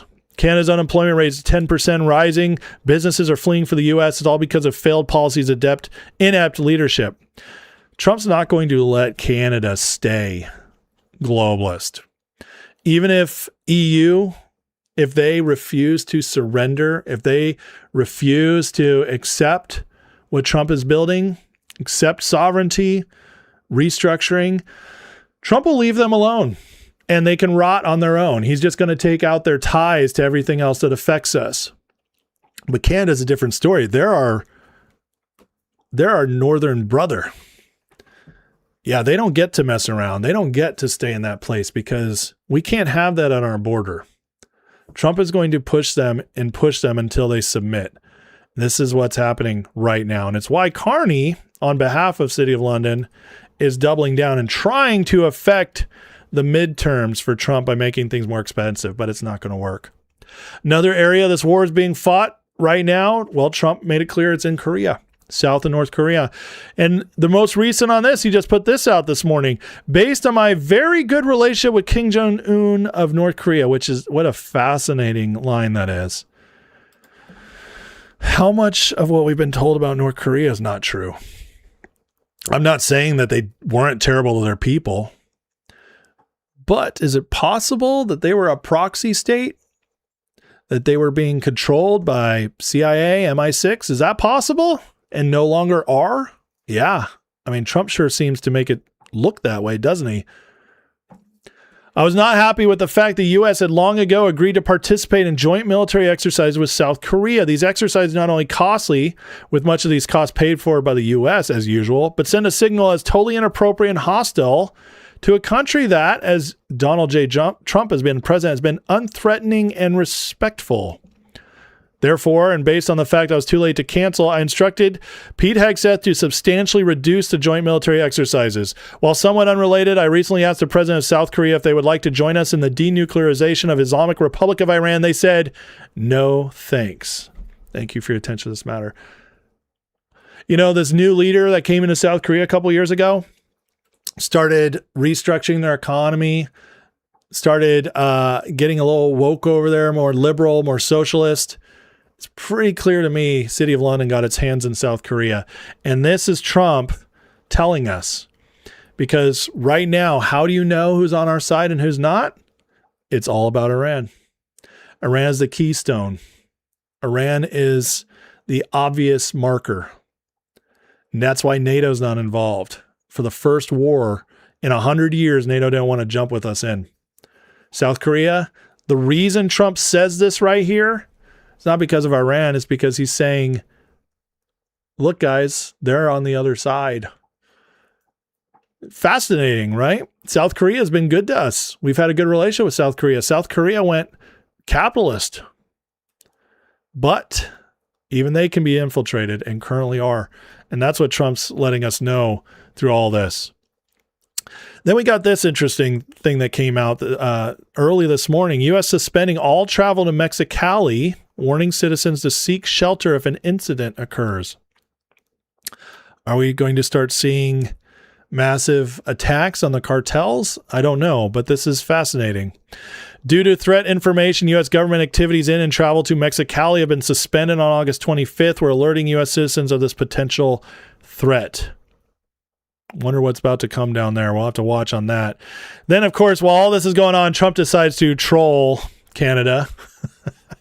U.S. is giving serious consideration to changing the name of Lake Ontario to Lake America. And now we don't expect to be doing much business with Ontario any longer. I love this, man. We don't deserve him. Lake America. Here we go, baby. Bringing it back. Gulf of America, Lake America. He's the best. He's the best. It tells you, this is the kind of stuff you post when you're not worried about losing. I think Trump knows where this is all heading. Now, while this is happening, guess who's in Russia? Yeah, our CIA director. This came out this morning. C-17 reportedly carried CIA Director John Ratcliffe straight from Andrews to Moscow. This intelligence moving directly between Washington and Moscow while the entire global board is shifting. What timing? Something much bigger is happening. Looking forward to seeing the outcome. Is the Ukraine war about to end? I don't know, but the same day, Bessent announces Operation Economic Outcast, D-Day, Economic D-Day. He sends our CIA director to Moscow. Timing. Very interesting. Here's a great little breakdown. CIA director travels on a C-37 Gulfstream or a C-32 modified 757. Executive jet, small footprint, discreet. That's what you take to a meeting. A C-17 Globemaster III is a strategic military cargo aircraft. It carries 170,000 pounds. It moves tanks, helicopters, armored vehicles. It's 174 feet long. It's impossible to miss on flight radar. You don't take a C-17 to carry one man to a conversation. This is what took Ratcliffe to Moscow.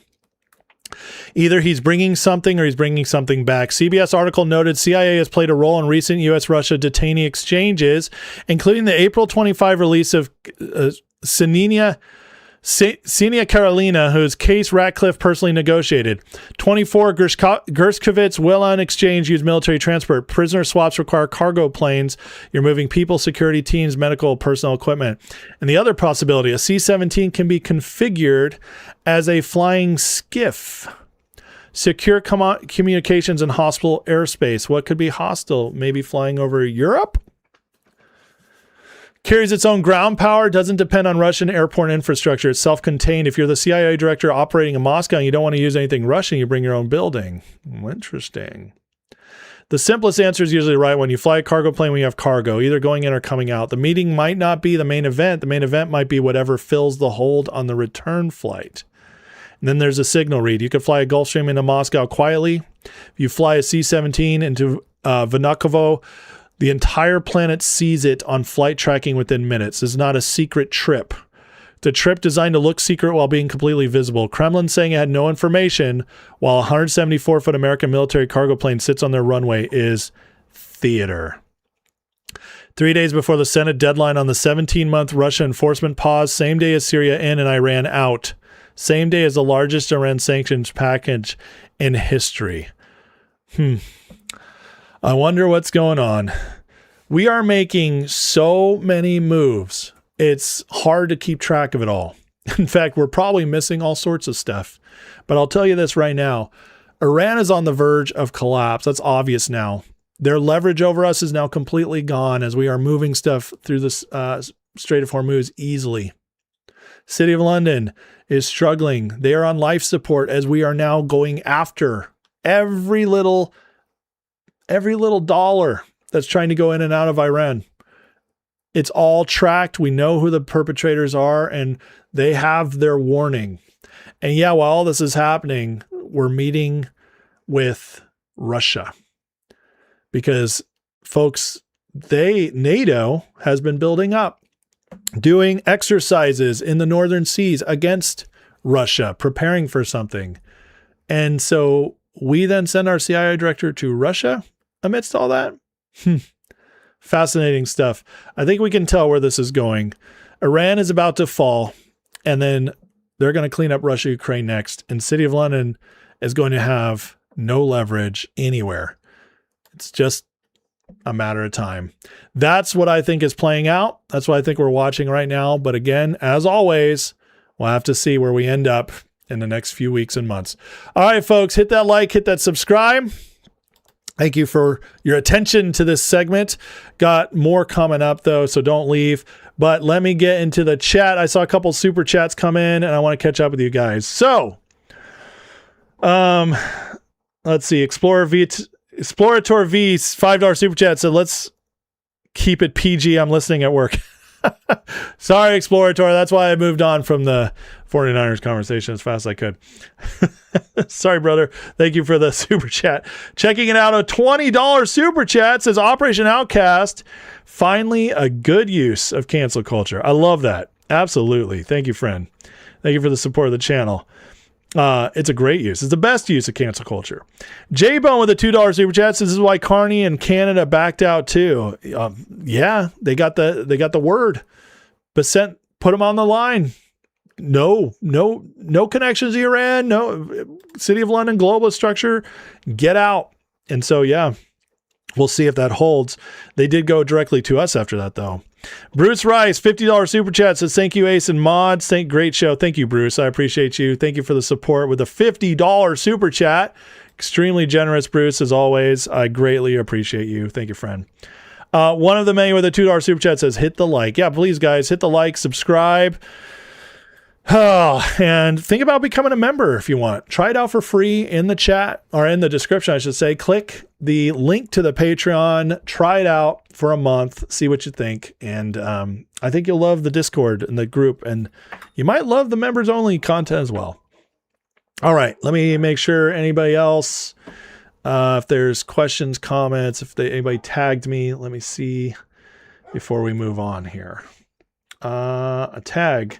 Shogun. I can break that down for you if you like. What that post is, how CCP and Iran infiltrating Korea right now. Shogun with the connections to Korea.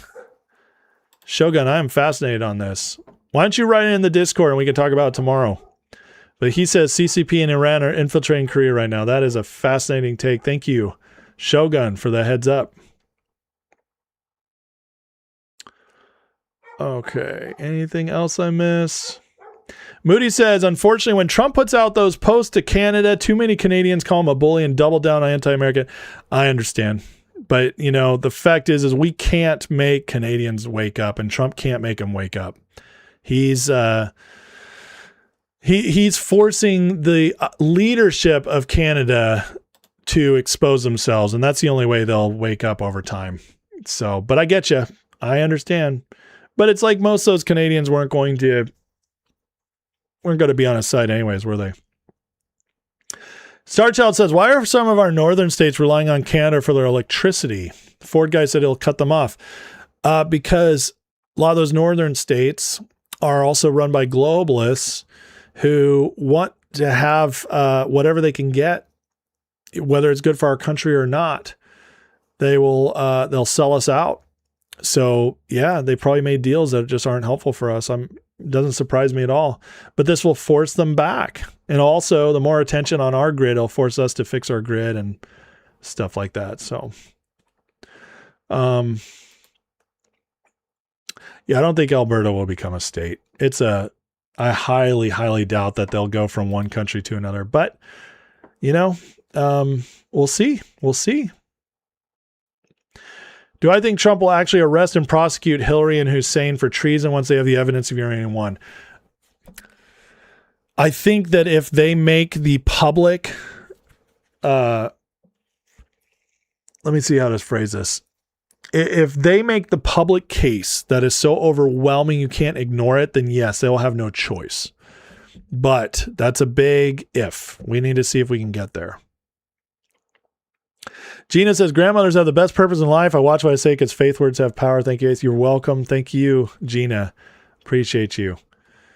$20 super chat from I Speak For You. It says, I look forward every morning to an informative show and a beautiful flag flying high behind you. Thank you, friend. You mean that flag? I wish it was real, but it's a great AI flag, isn't it? Once Carney's done, I Speak For You, by the way, thank you very much. That was very generous of you. Everybody super chatting, many thanks to you. Everybody watching, many thanks. Please hit the like, the subscribe. You guys are the best. And again, this is a viewer, listener supported show.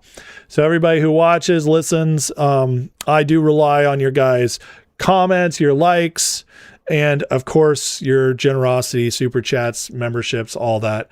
That's what powers the show and makes it so I can show up every day. So thank you all. El Duderino, I know a little about this. Water power infrastructure was joint built by Americans and Canadians back in the day around the Great Lakes. Canada has a lot of water power. That is true. They have so many resources up there. It's infuriating how little they take advantage of it. So pretty crazy. All right, guys. Thank you for sharing that, El Duderino. I appreciate that. I definitely don't have my full grasp of that, all the politics around our border with Canada. There's always so much to learn, and I will always keep doing my best to keep learning. Diane says, sorry, Canada, to Trump, his job is make America first. That's right.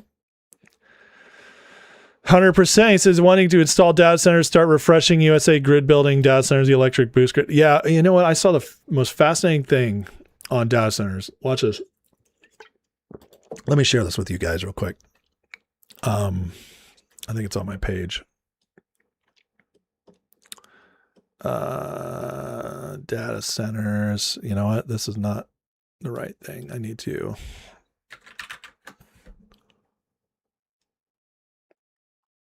No, that's not the right one. I want to show you guys this because this is pretty crazy right now. I think it's approval. And this to me shows me how much is a psyop on the data centers. If I could find it, how do I need to put this? It's data centers water. Was that what it was? Yes, look at this. Support for data centers jumps 31 points after voters are told modern facilities can reuse the same cooling water for up to 10 years. Wow. So as soon as people learn about the truth about data centers, they start believing in them. They start being okay with them. Isn't that amazing? So it tells you that the attack on data centers is mostly a psyop. Again, I'm not discounting the actual concerns, but communities can control the real concerns. But many of the things about data centers is a lie. And this shows you that people are willing to change their minds once they get the real information. Data center water use in context. Look at this. Data centers are the purple. Almonds are the red. Pistachios, golf courses, residential pools, and then data centers at the bottom. So, isn't that amazing? It's amazing what truth does. The truth truly sets you free. And it's just another example of how most of the stuff about data centers is a lie. Pretty crazy. Just think about when they're fighting data centers, just think about who that mostly benefits. Okay. And again, if you believe it's some surveillance thing that's coming in and you have all these conspiracy theories about data centers, nothing can convince you. Okay. But if you actually understand what data centers actually are and how they can be reined in from, excess and abuse, they're not threatening at all. So,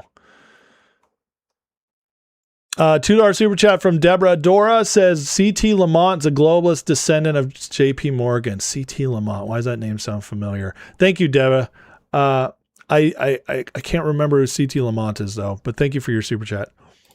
I like almonds, but not that much. Almonds we use way too many almonds, and because we've created abominations like almond milk. And it's the number one issue taking up the water in California.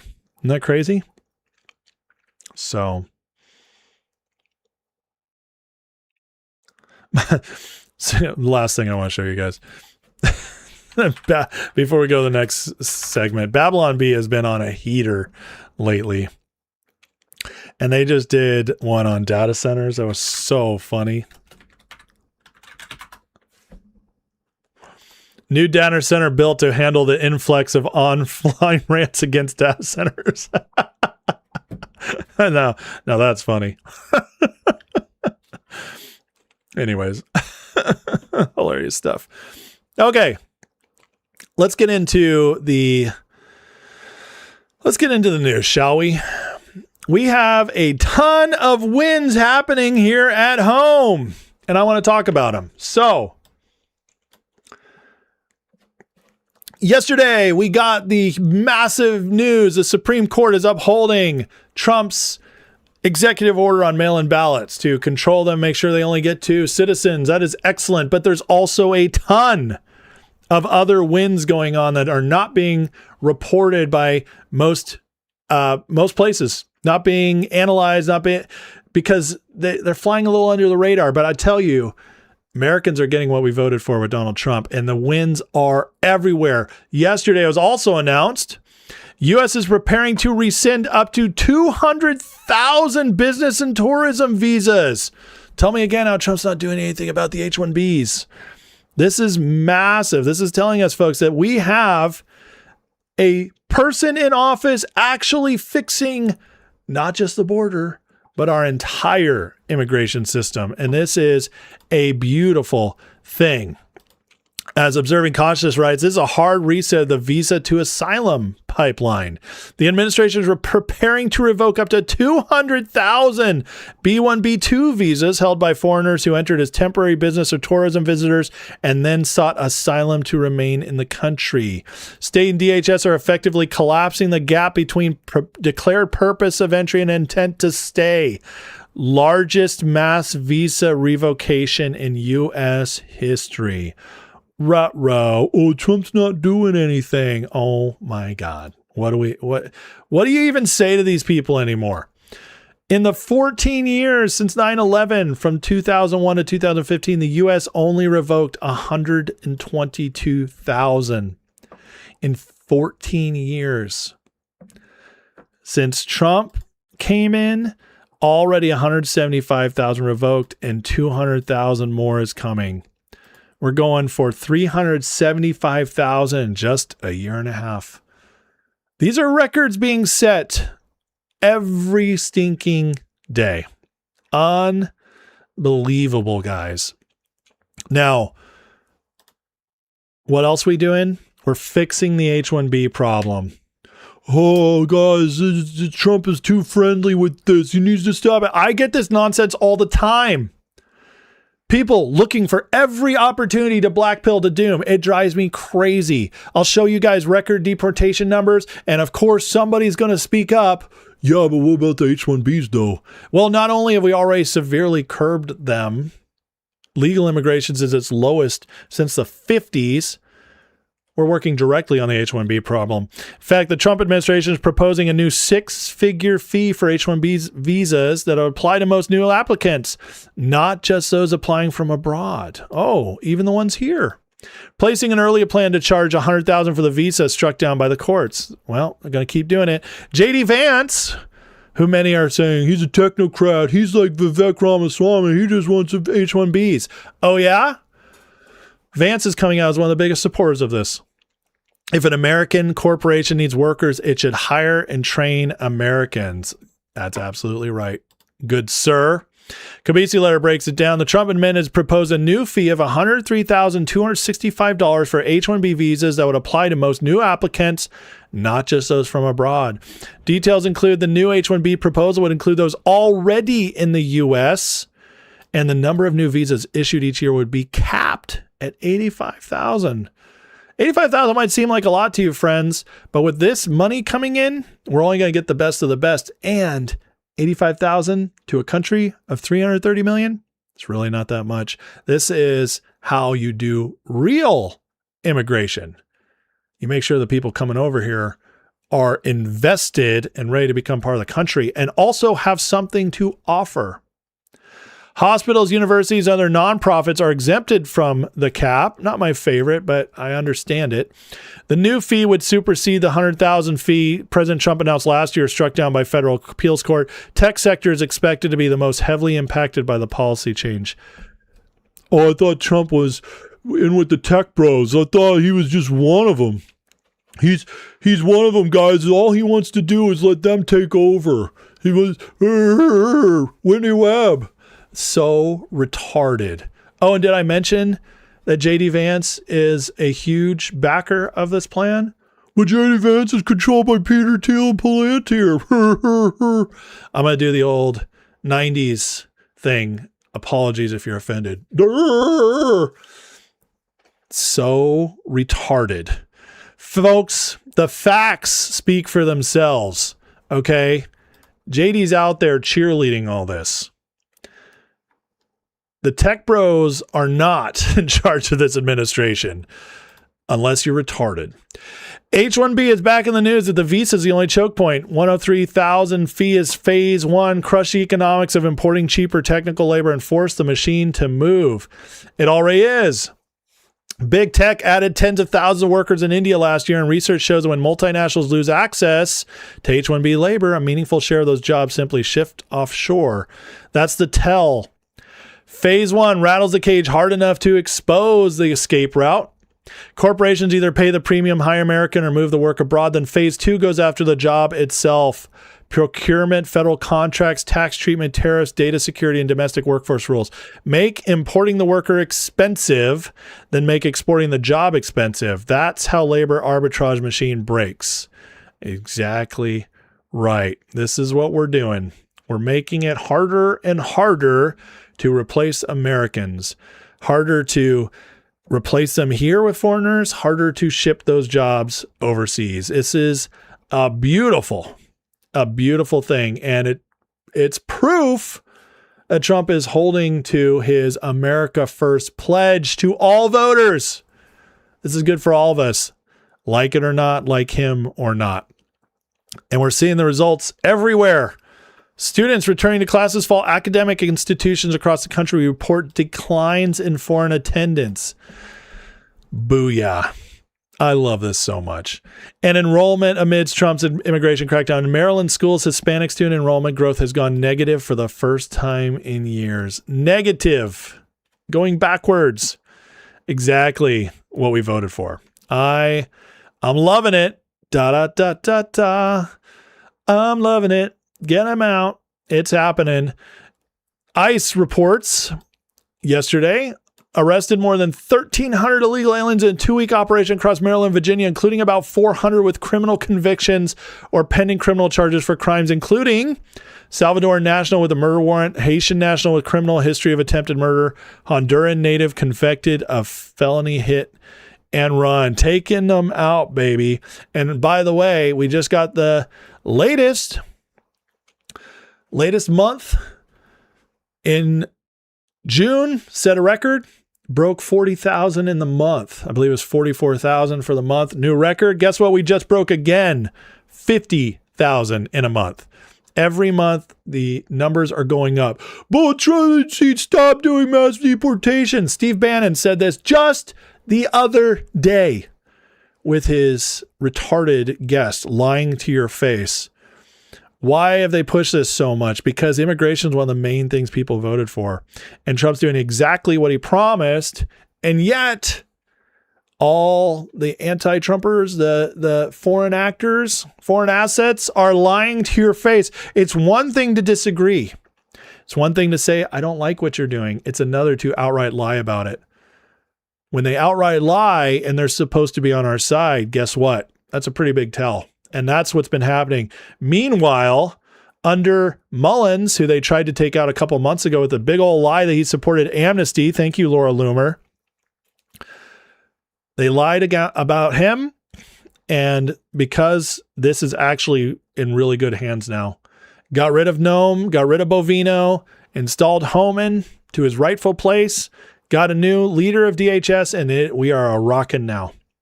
We are a rockin', and the numbers keep going up. And they're only going to keep going up the more we win. Libs of TikTok. Ninth Circuit Court of Appeals just ruled district courts cannot block immigration enforcement actions based solely on allegations against ICE agents. Fire them up. More coming. Every time we win one of these court cases, overturn an injunction, things speed up. All the roadblocks are being removed. And while all this is happening, guess what? We just announced a new force. Now, this is fascinating to me. Homeland Security Task Force. This just got announced this morning. Permanent interagency law enforcement task force created by executive order to end the presence of criminal cartels, foreign gangs, and transnational criminal organizations in the United States. Dismantle cross-border human smuggling and trafficking networks. Oh, Trump doesn't do anything against traffickers. We literally have a new task force just for this.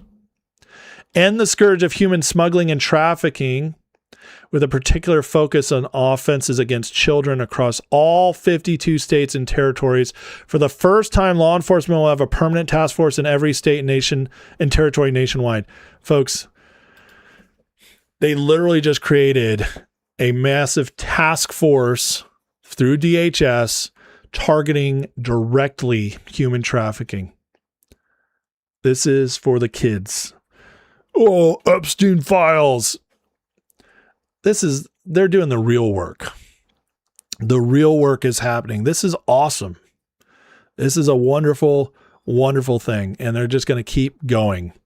And one of the reasons they're going to keep going is because the exposure keeps happening. Mel Gibson this morning posted this.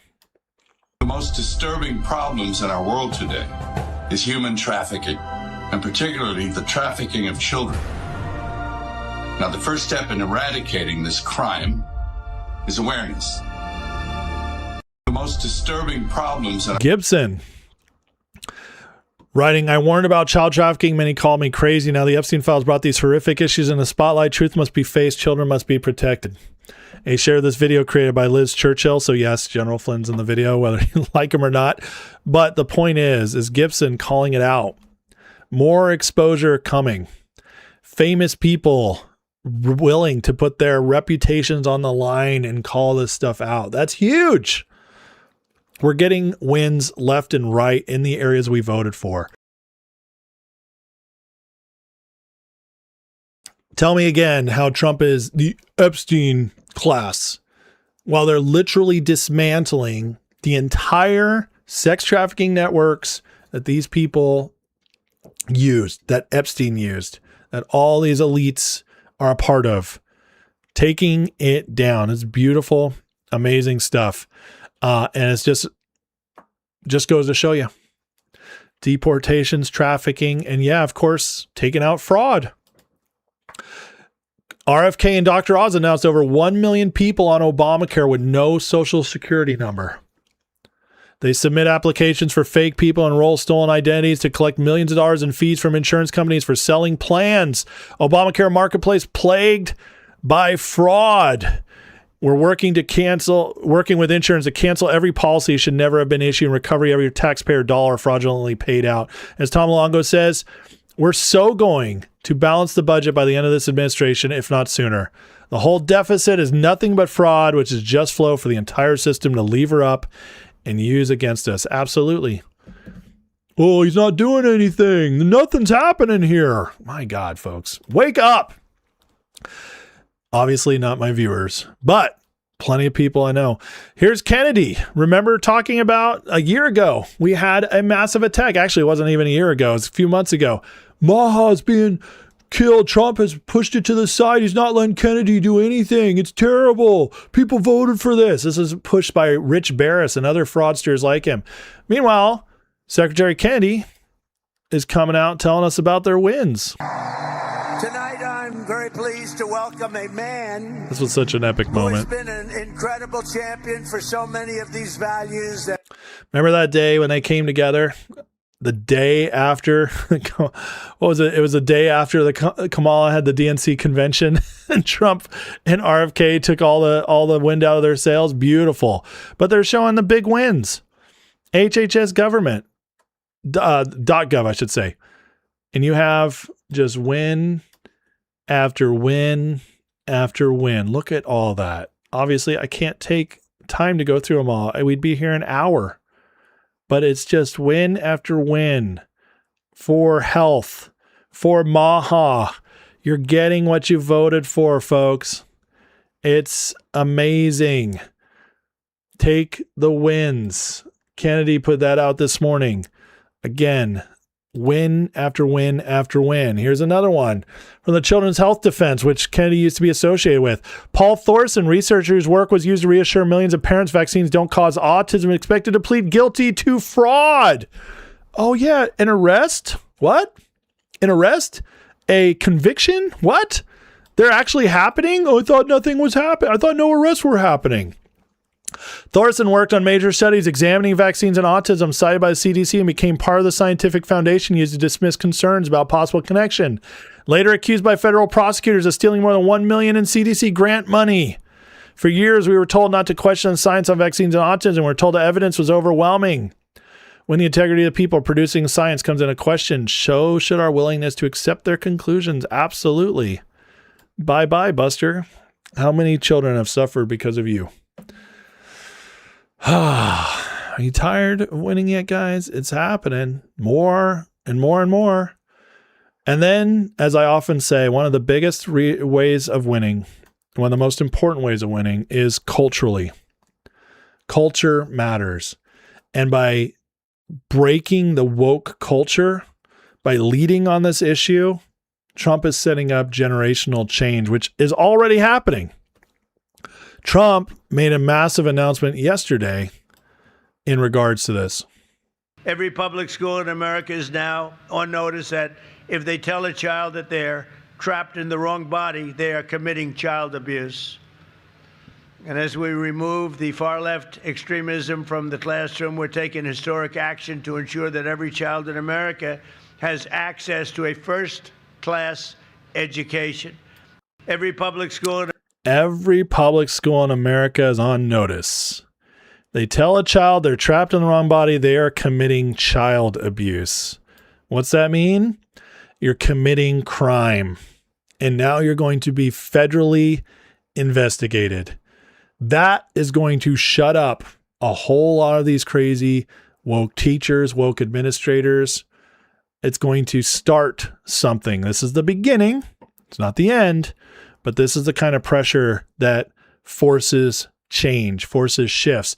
And now it frees kids who might not have been outspoken before to speak up and bring sense back. This is winning. This is amazing. This is the kind of stuff previous presidents were terrified to do. And it's just happening all over. Culture is shifting. America's healing. LinkedIn users are removing DEI and from past job descriptions at record rates. Folks, that is culture shift. Nobody wants to be associated with this anymore. You start making it uncool. Well, once it becomes uncool, it takes decades to reverse that. This is the beginning of the culture shift. We're heading in the right direction. Politics is downstream of culture. As culture shifts, as revival keeps spreading throughout the land, as Christianity is raising again, traditional values are coming back. The federal government is now enforcing traditional values. Nobody now can police the woke side of things. We get to tell them to shut up, and nobody can stop us anymore. This is what's changing it. This is how you change the culture for decades, generations. This is generational change. The Trump administration, whether you get every single thing you want from it or not, it is undeniable that between the restructuring the financial system, the restructuring the worldwide political system, the changes here at home with our immigration, with our structural changes politically, economically, and then with the culture shift, we are seeing the greatest presidency in modern history and maybe in history, period. And we're going to see in America much different for a very long time, because this is not the kind of stuff you can undo in another election. This is the kind of stuff that takes years to shift the culture back, because Trump has single-handedly, with his team, started, and with people behind him, started a shift that we completely reversed the trend we were on. And now we're going to be heading in that direction for a while. This culture is the Titanic, and it doesn't steer quickly. We're headed in the right direction, and I'm more confident of that by the day. All right, folks, if you don't mind, hit that like and subscribe. Next, we got the Grifter Report. Excited to get to it as always. It's always a lot of fun. But first, let me get into the Chizat and catch up with you guys. I did see a couple super chats come in. Let's see. Debadora said that Ned Lamont's the Connecticut government. Okay. See, that's what I didn't understand. So thank you for cleaning that up. I can't keep track of every governor unless they're one of the ones more prominently in the news. So thank you, Deba, for that. And thank you for the super chat. Sven sends $5 over and says, careful, those DEI people don't just rename it. Commies are known for doing it. Well, I agree with you. They're not changing it. But here's what this tells me, okay? Number one, a whole lot of people felt they needed to do this to get hired. They didn't necessarily agree with it, but they did it out of pressure. That pressure is now gone, so they're removing it. The other thing is the reverse pressure is now there. DEI is no longer cool. no longer something people are looking for, companies are looking for. So yes, even the people who believe in it now are being forced to remove it in order to get hired. And that's also a good thing. So either way, it's good. Thank you, Sven, for the $5. Dolly Parton died? What? Dolly? Dead at 80. Wow. I guess the same thing that preserved her face and boobs wasn't enough to preserve her life. I'm sorry, that's mean. Dolly was a sweetheart, although I have my questions about her allegiances, but she definitely was an icon. That's pretty crazy. That's pretty crazy. Only 80. That's not that old for one of these big folks. Yikes. Gone to the Grand Ole Opry up in the sky. Yeah, exactly. Let's see here. Did I miss any tagged comments? Can I explain the drama controversy with Data Republican? Oh, yes, I'm going to do it in the Grifter Report because it's about influencers. Anybody else? What's Mel doing with Flynn? You know, these people, they're all not Mel, but you know, it's hard to, you know, they all meet each other. Once you get into like that famous influencer class patriots, you just kind of run into each other. And Flynn definitely had his run. So.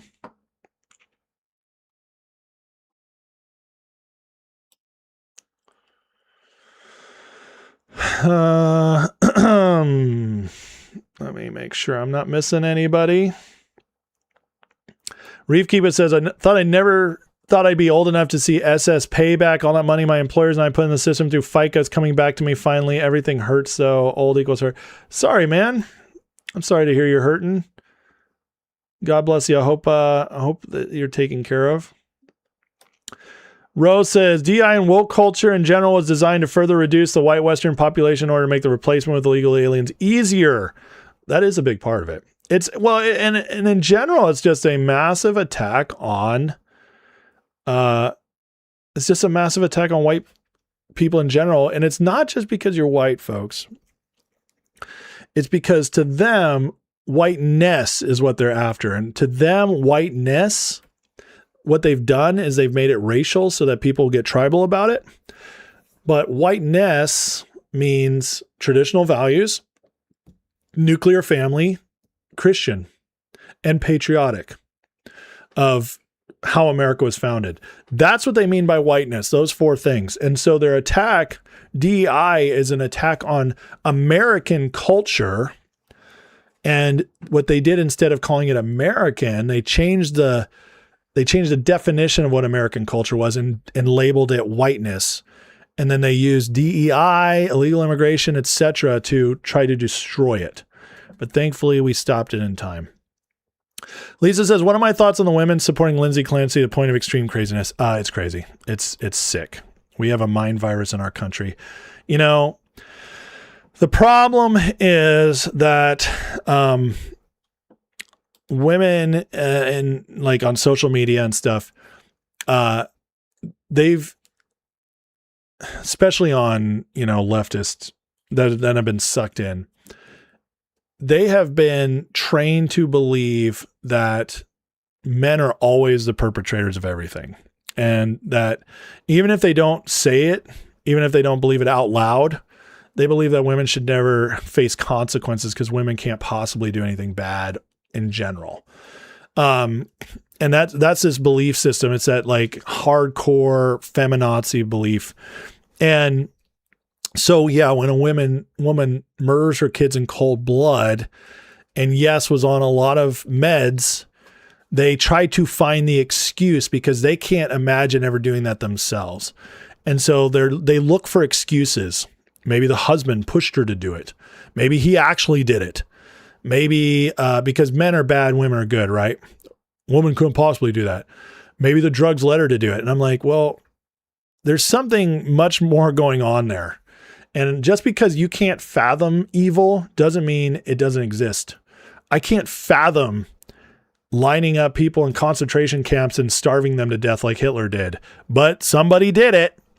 Just because I can't fathom it doesn't mean it doesn't exist. So yeah, it's just, and you know, nowadays women are more college educated than guys, which means they're more propagandized into this liberal belief system. Women in general, their superpower is also their weakness, which it's just like men. We have a superpower that's a weakness as well. But that superpower for women is emotional empathy and connection. Women's emotional IQs are much higher than men's in general.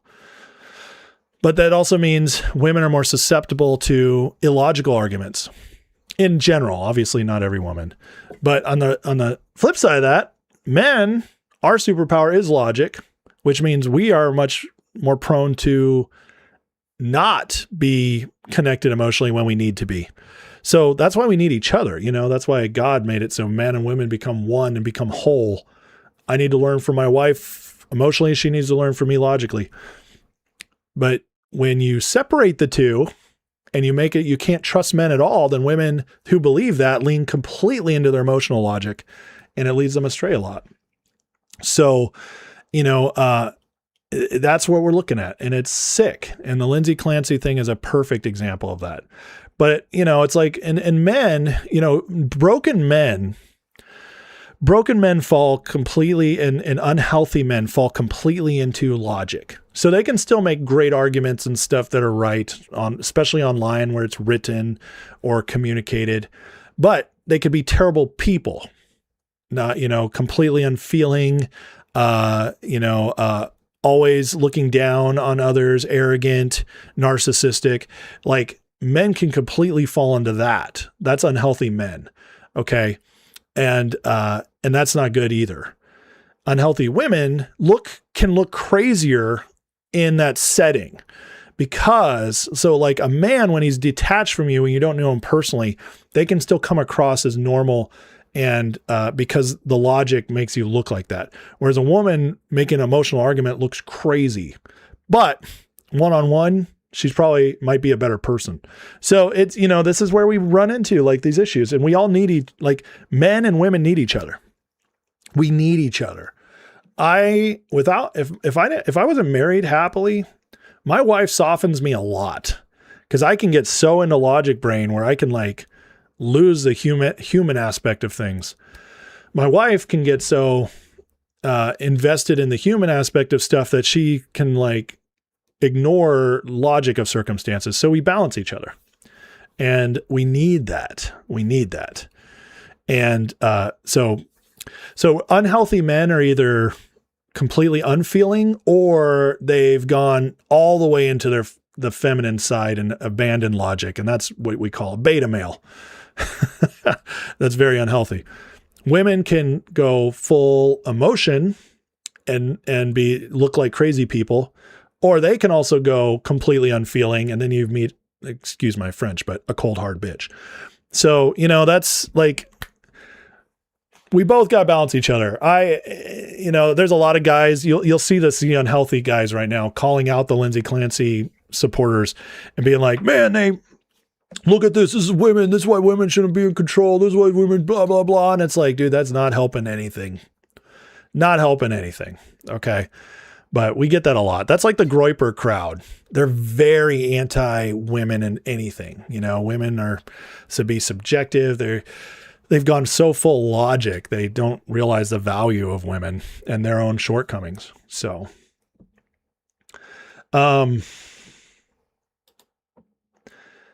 yes, it's about balance. Absolutely.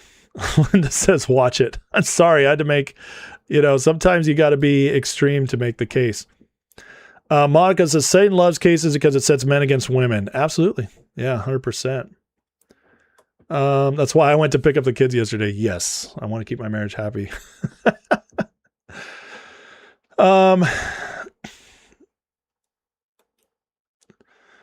Women also thrive on consensus. Yes, it's a woman's job and to keep the community strong. That is where men are to lead. And I'm not saying, obviously, when I say this, guys, these are generalities. Okay, there are always exceptions. But I'm just speaking in general, the gender roles, how they mostly line up. Okay. In general, The woman keeps the peace. She keeps the family together. Sometimes that family extends into community. So it's about like making sure everybody's okay, making sure they're fed, happy, making sure, things are in order. And the man's job is to lead and provide. And yes, there's crossover, of course. But yeah, when we're out of whack, that's thing. And there's a lot of out of whack right now. There's a lot of out of whack right now. All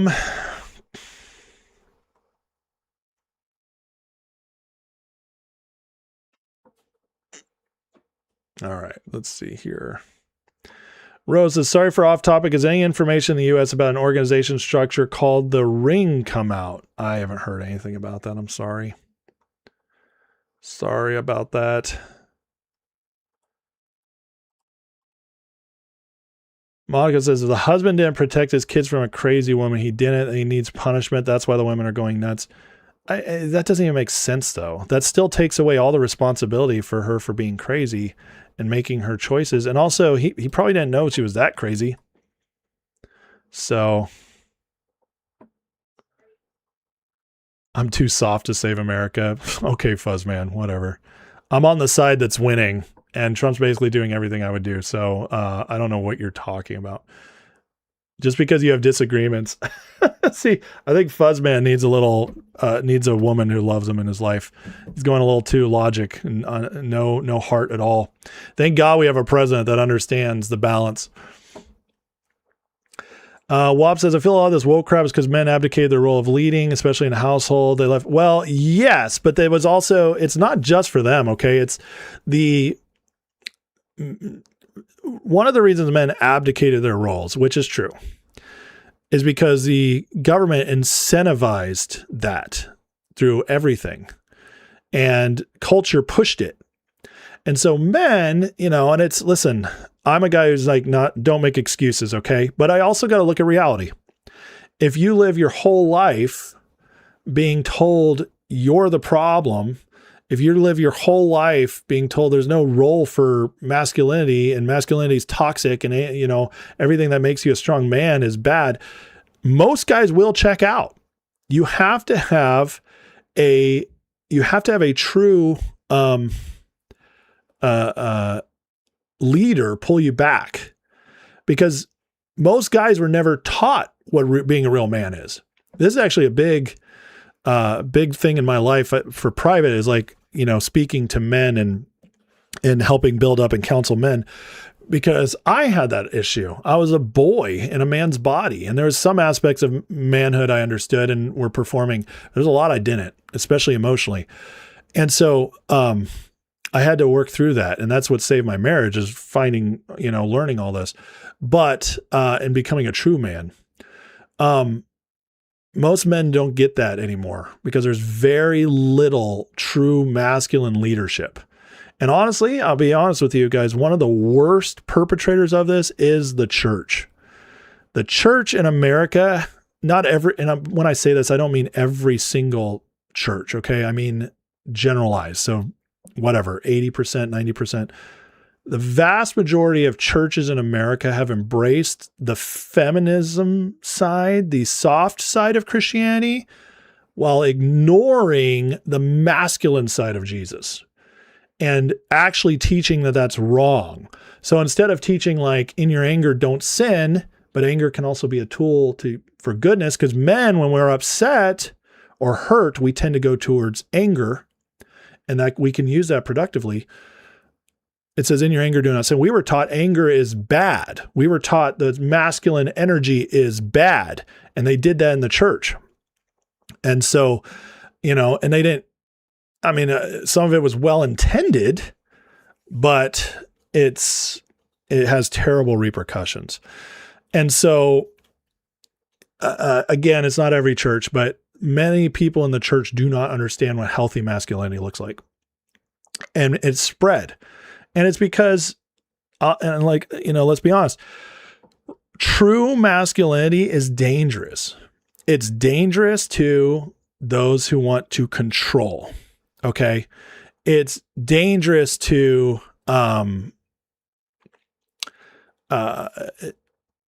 It's dangerous to anybody who wants to limit independence. It's dangerous to anybody who wants to brainwash a people, or, you know, and so true masculinity is dangerous. It's just like in like C.S. Lewis wrote it in Lion, Witch, and the Wardrobe, when Lucy asks, like, is he a safe lion? Talking about Aslan, who's Jesus. And he says, no, he's not safe, but he's good. And that's what men need to learn. We need to learn how to be not safe, but good. We're safe to our families. We're safe to our wives, but we're not safe to the world. Not safe to the enemies. That's where we need to be. Fuzzman says, a lot of people should be denied to vote. I agree with you. People who don't have anything to do with the system should be denied to vote. If you're on welfare, you shouldn't be able to vote. If you're, and I don't mean like, you know, you're working and you're getting a little supplement. I mean, if you are strictly, if you're not working in any way, shape, or form, you probably shouldn't be able to vote. If you're not contributing to society in any way, shape, or form, you probably, basically you need to have a stake in the system to be able to vote. I don't believe you should just be able to vote by right because you're born here. Like an 18-year-old who still lives at home with his parents, who's never had a job, I don't think they should be able to vote. So I agree with you. I don't believe that women should be stripped of the right to vote. I think that's crazy. But this would mean a lot of women wouldn't be able to vote, but it also mean a lot of women, or a lot of men wouldn't be able to vote either. So, and that's how it should be. It shouldn't be about sex. It should be about your standing in society. Let's see. But yeah, anyways, the whole like masculinity thing is a major issue in America. And if our testosterone gets back, if our, we start making masculinity, healthy masculinity real again and accepted and something to aspire to, I mean, we're going to be a much healthier society. We're going to be a much healthier society. If men would take up our role, which is to lead again. And guys, by the way, lead doesn't mean control. And a lot of people will twist this, right? And be like, yeah, the wife should submit.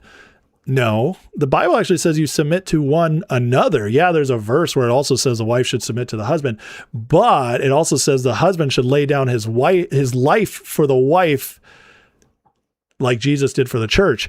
In other words, if you're not laying your life down for your wife, she doesn't have to submit to you. So that's what the Bible actually says. So sorry. Okay, so Fuzzman says it should be head of household defaulting to the male. Well, what about a woman who owns land and tills the land and doesn't have a husband? Should that woman be allowed to vote? 100% yes. So, or owns a business. So, I mean, it's stupid. You can't play it by sex. And obviously that doesn't default to the man in nowadays society a lot of the times. So, but I do agree some voting should be denied. And if that affects women 50%, men 30%, so be it. If it affects men 45% and women, 40%, so be it. That's how it should be. Okay. And we should have standards to vote. You should have a stake in it to vote, but it can't be based on sex. Yeah, some women are more masculine than men. Have you met beta males? They are pathetic. I know some women who are way better at being like conservative, constitutional Americans than men. And then of course, a lot of men are there too, of course, and let's be honest, like in general, men do vote more conservative because the logic brain. And we want to weed out, not that we'd ever have somebody who doesn't disagree with us. That's not helpful, but we want to weed out anybody who would vote purely emotionally and without any stake. That's what we want to weed out. So, no, it's still not default, Fuzzman, because there'll be times when the male's not being the head of the household. We're just going to disagree on this. We can agree on voting standards. We're going to disagree on how to get there, and that's fine. I do think stay-at-home moms do great work. Absolutely. Do I believe folks on SSI should not be allowed to vote? It depends. It depends. Like, are you on there? Were you a veteran and you got injured and now you're getting benefits? Then yeah, you should be allowed to vote. You gave to your country. Are you a loser and you're on SSI because, you just got run over by a car.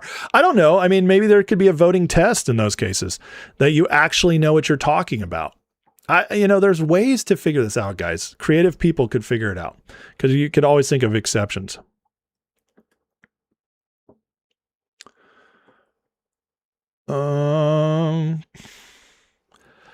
Daisy says feminists ruin this country. Well, you got to understand, see, like, here's what I don't like. I don't like blaming other people. Okay.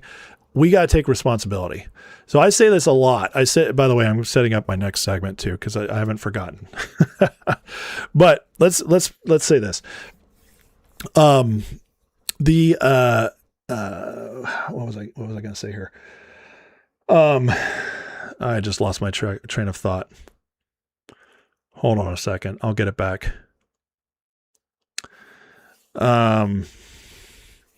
Oh man, what was I going to say? I had a whole thing and it just went away. Maybe God's taken away from me. He's like, you need to get back on track. Oh man. Sometimes this happens, you got a good rant coming up and then it just slips out from under you. But, yeah, women after the revolution allowed to vote. I'm not against women voting. I'm not at all. Okay. I'm against people who don't have an investment or an idea of what to vote on voting. That's what I have a real problem with. Okay. And, I know what I was going to talk about. I was going to talk about blaming others. So this is how I like to look at it. Cause like I grew up in the church, right? I've been in the church my whole life. And then I served the church. I actually had a personal relationship with Jesus starting at 12, became a pastor, served in the church for 20 years, blah, blah, blah. I hate when church people blame the culture on outsiders or like, we got here because of Hollywood, whatever. I'm like, well, you're the ones who didn't do your job. Christians are the majority of this nation. Why didn't you step up? Why didn't you create entertainment that rivaled Hollywood so we could win? Why didn't you get involved politically? It's us. We are the ones in charge. We have more of us. 66% of Americans are Christian. We have no excuse for the culture changing. We are the problem. We are the weakness. We also are the ones who saved it just now. So we got to stay on it. Okay. The other thing is men. I hate the whole idea that like women ruin this country, feminization ruin this country. No, we allowed that to happen. Men allowed that to happen. So it's our fault. Like I'm always looking at like, how am I responsible? How can I make a change? And I can't look at something, obviously not every little thing in life is your fault, but it doesn't help to blame others. So you take responsibility. What are we not doing that we could do? So men, we need to lead. We need to learn what real masculinity is and lead. So this doesn't happen on our watch. And we need to stop checking out and stop, making excuses. The church needs to stop checking out and making excuses. This is why I hate, and I'm sorry, I mean it. I hate the scary eschatology of the world's got to get worse before Jesus comes back. Because you know what that does? It teaches us to rightfully check out. Because if we're making the world better and the world's not getting bad enough, well, then we're postponing Jesus coming back. And then people try to argue and be like, no, we still have a responsibility to do what we can now. But I'm like, but deep down in your heart, if you believe things have to get worse to get to where we want to go, deep down in your heart, there's always going to be something holding back. And that doesn't help. And it also gives excuses to the people who are going to be lazier, who aren't going to have the drive. And so you got to wipe that away. And that's how I also truly believe it's a bad theology, because there's nothing in the Bible that encourages us to sit back and wait.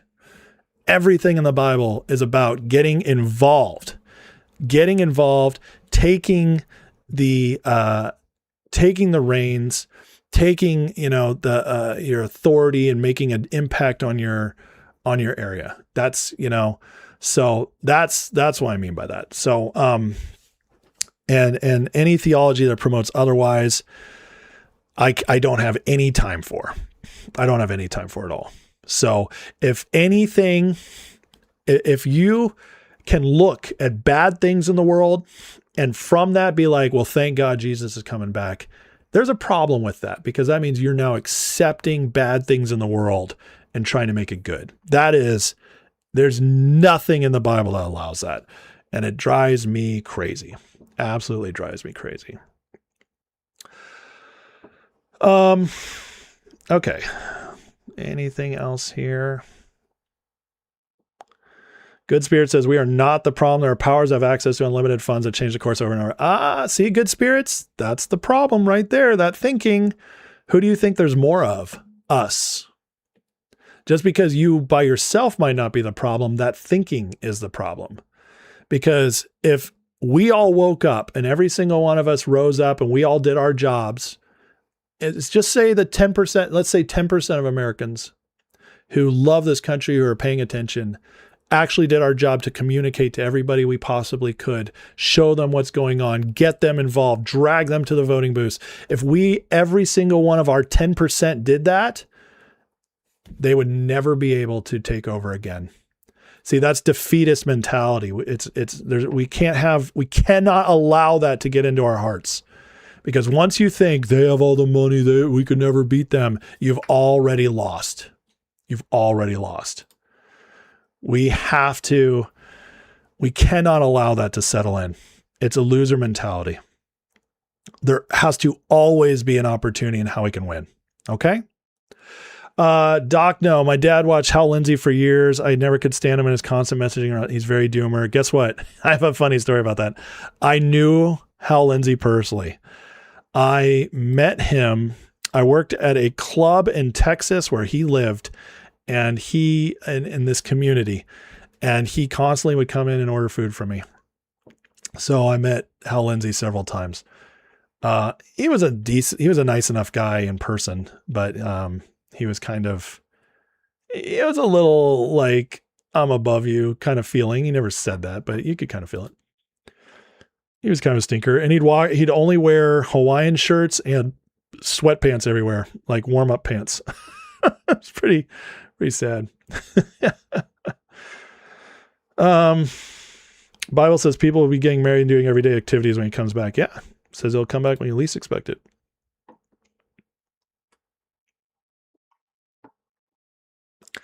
All right. New Psy-War protocol, City of London named Indian protocol aims at making people isolated, hopeless, and standing still. Yes, but that's not new. That's the Psy-Op as old as time. Get yourself get yourself isolated, and the devil always tries to isolate. Good Spirits. What I mean by loser mentality, okay, is it a fact they have the resources and more of the money? Yeah, sure. If you look at it as targeted, if you look at it as there's 3,000 of them, and they're tons of the richest people, blah, blah, blah. If you look at it like that and you're comparing it to you or your community, sure. But if you're comparing it to the fact that the vast majority of people desire freedom, the vast majority of people like traditional values, I'm talking like 70% of Americans like traditional values. 70% of Americans like America as it was and want to build a patriotic America. We have so much. When you look at that, the 70% versus their consolidated bit, we have more resources, we have more people, we have all that. And that's why I called it loser mentality. So it depends on how you look at it. But the fact is you can't even afford to look at it that way. Because if you do, have you ever seen the movie A Bug's Life? It's A Bug's Life, where the grasshoppers, there's 20 of them, and they control the ants who outnumber them 10,000 to 1, but they control the ants through fear and intimidation and acting bigger than them. And once the ants realize, there's way more of us than them, they could never stop us if we got together. Once the ants realize that, they win. That's what it is. Okay. So that's how you win. And that's why you can't have this mentality that we can't beat them. They're much bigger than us. You have the mentality that you have to have the mentality that we are bigger than them and we just need to get together. Okay. We just need to do the work, and you take responsibility for your role. And then you try to hold accountable those, to their roles. And that's how you do it. Bug's Life is not commie propaganda. That's nonsense. I'm sorry. That's nonsense. The point of a Bug's Life is not like, the point of Bug's Life is people waking up from a psyop. It's not communists are better. There might be a little about that sprinkled in, but that's your choice to pull that from it. The main story of A Bug's Life is people living enslaved to the psyop. That's the main story of A Bug's Life. But whatever, you can believe what you want. I'm not going to convince you. Mr. Seven Wizard, $2 super chat. Thank you so much. Says you're right. Don't let anybody tell you otherwise.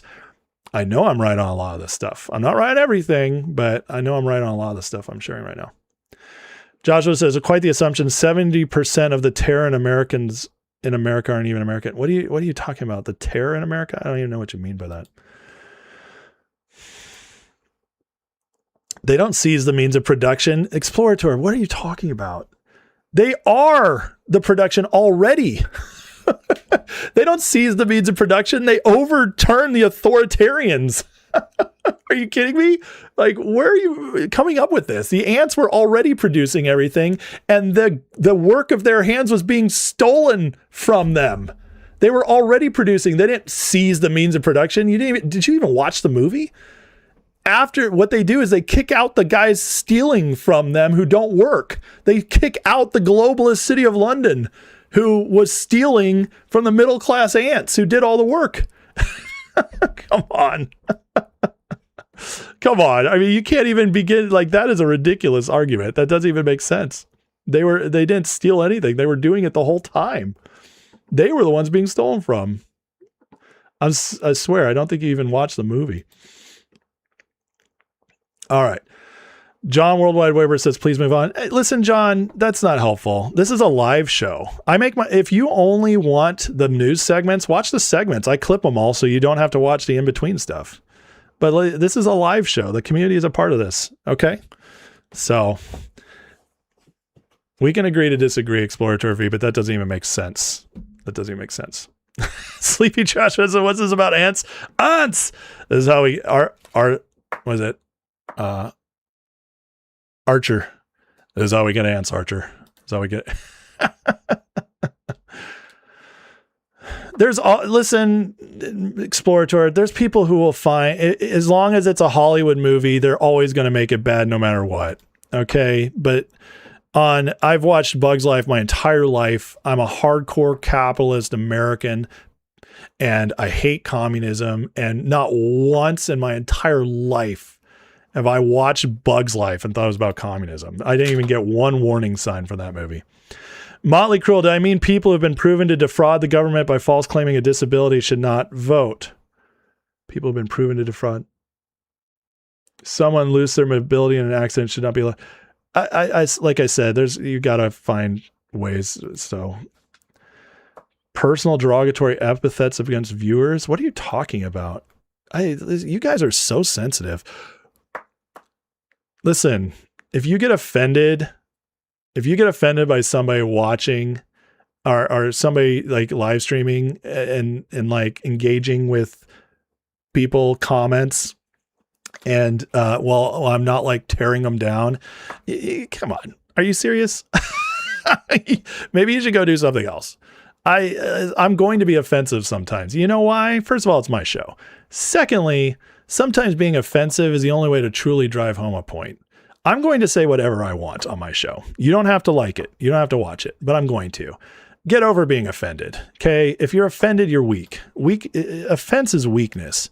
You understand? Like, you guys have no, like, the people I'm the meanest to, the people I say the most horrible things to are my friends, because it's like an offensive game. Who can be the most offensive? What's the word I'm looking for? It's like a training so that we never get offended. Okay. You should train yourself for that too. Never get offended. Okay. Cause you know why? Getting offended is retarded. It's retarded and mentally weak to be offended. I'm sorry. It just is. Like, I just don't care if somebody's offended. I really don't. Especially not somebody who doesn't have personal relationship with me. And you have no idea how much I censor myself when I talk on this show. So if you feel like something was a little too offensive that I let through, and I'm not digging down on something offensive, I'm just not going to care.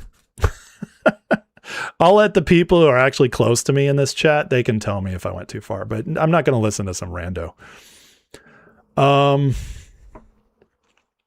Yeah, Watt makes a good point. Watch critical analysis by some rando. Don't trust my own interpretation. Exactly. I'm going to trust my own interpretation.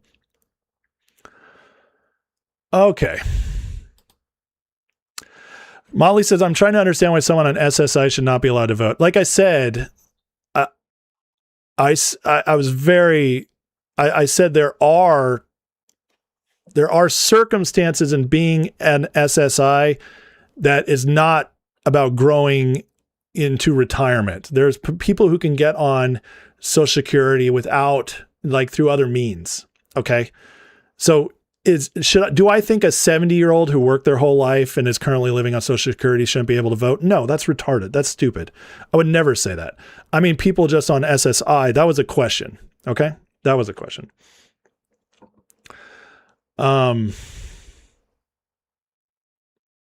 Look, Fuzzman's still here, and I was very direct in my disagreements with him. Rafi says we just lived through the era of everyone being offended over everything. Exactly. Exactly. I'm okay with the comments about ants. Don't you dare say anything about caterpillars. Those fat, lazy mother effers.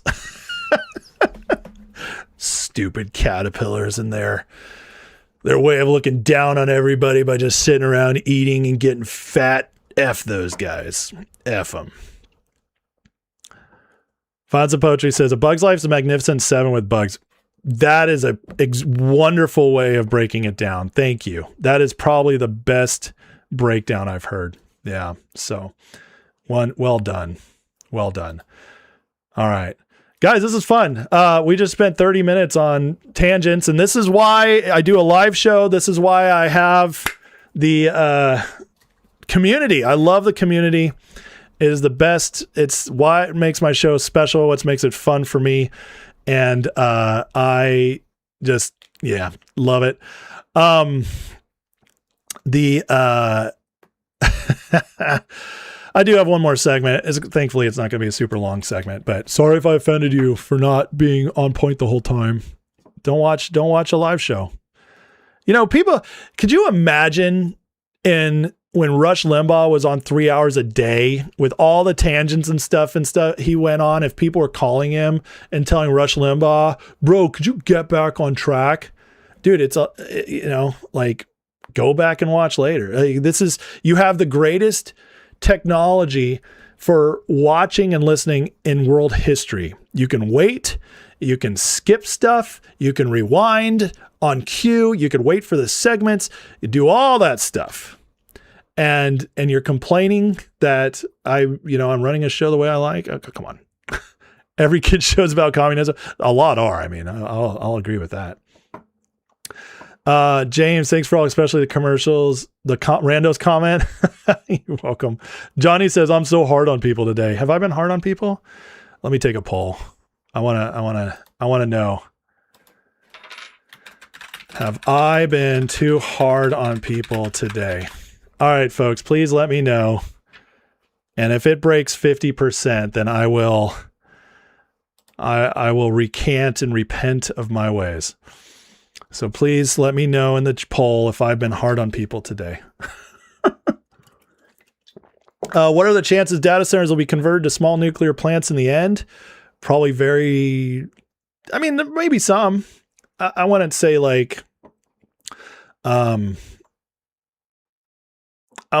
expected in a lot of them, because that's a big deal. Monica says, I worked 21 years, broke my neck on SSDI, way different. Listen, if you worked and stuff, then I would never in a million years think about you needing to lose your ability to vote. That's crazy. Monica says, I haven't been tough enough. I'm not hard on people. I put up with a lot. Thank you, Linda. Pretty soft poll question. Plus, man, my poll question is too soft. I'm sorry. Diane says, Grifter report how Rush would have been canceled today for sure. I know he would have been. If he had started like in this culture, it would have been very tough for him. I know. Listen, guys, I'm being funny. I honestly do not.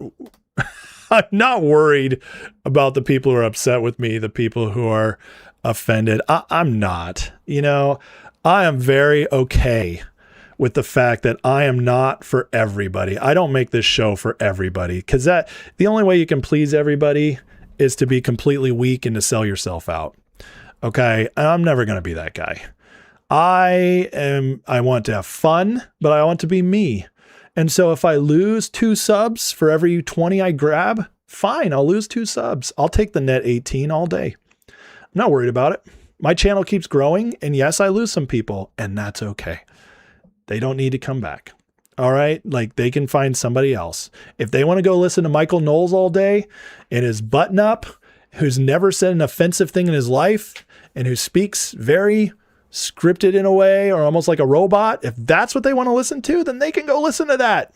That's great. Go for them. There is content for everybody. That's the modern world. It's amazing. So I'm not going to change. I will keep trying to get better at what I do, but I'm not going to change. Okay. There's a difference there. And honestly, I rarely cuss in public. So I'm not gonna, but I also call out nonsense. I don't go into explicit stuff. I don't beat up on people, but if I'm still offensive, I don't know what to tell you. I think you need to soften up. And grow up a little bit. Chiosat with a $2 super chat says, ACE means cradle to grave welfare queens. Yes, that's what I mean. They should not be able to vote. Absolutely. Thank you, Chiosat. That's a great way of saying it.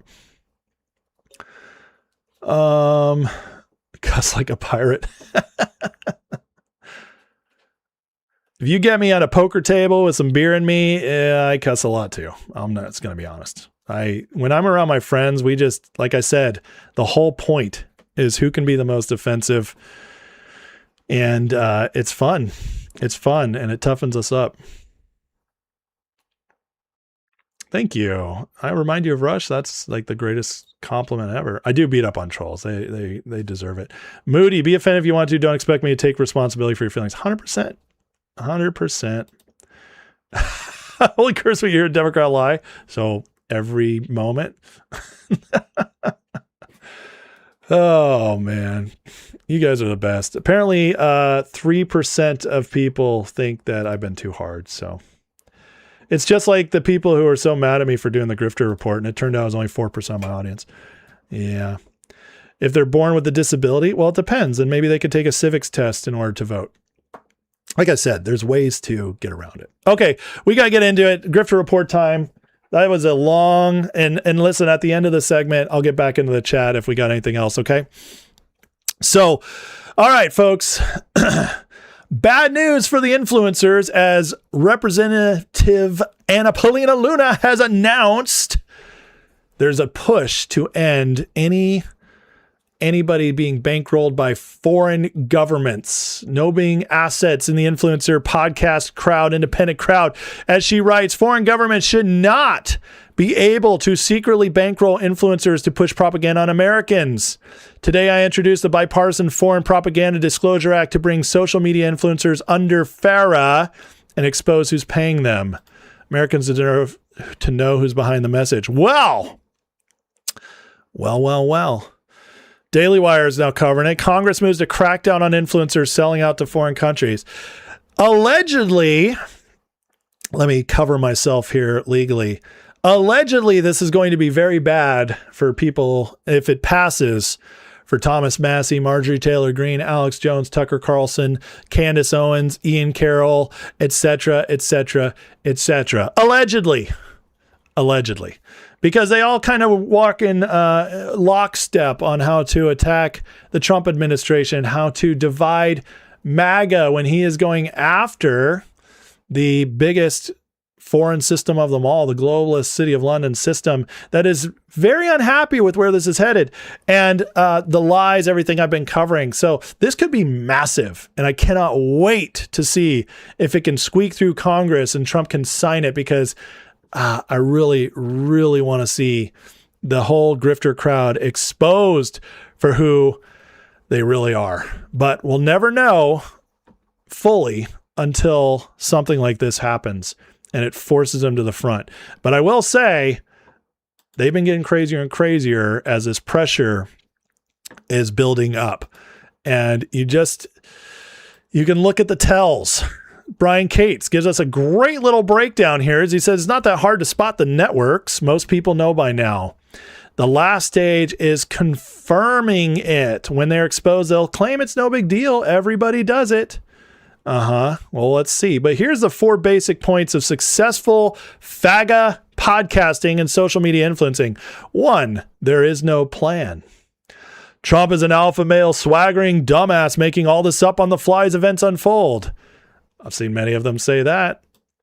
2, Trump is kept in the dark by his own staff who hide things from him. He has no real grasp of what's going on.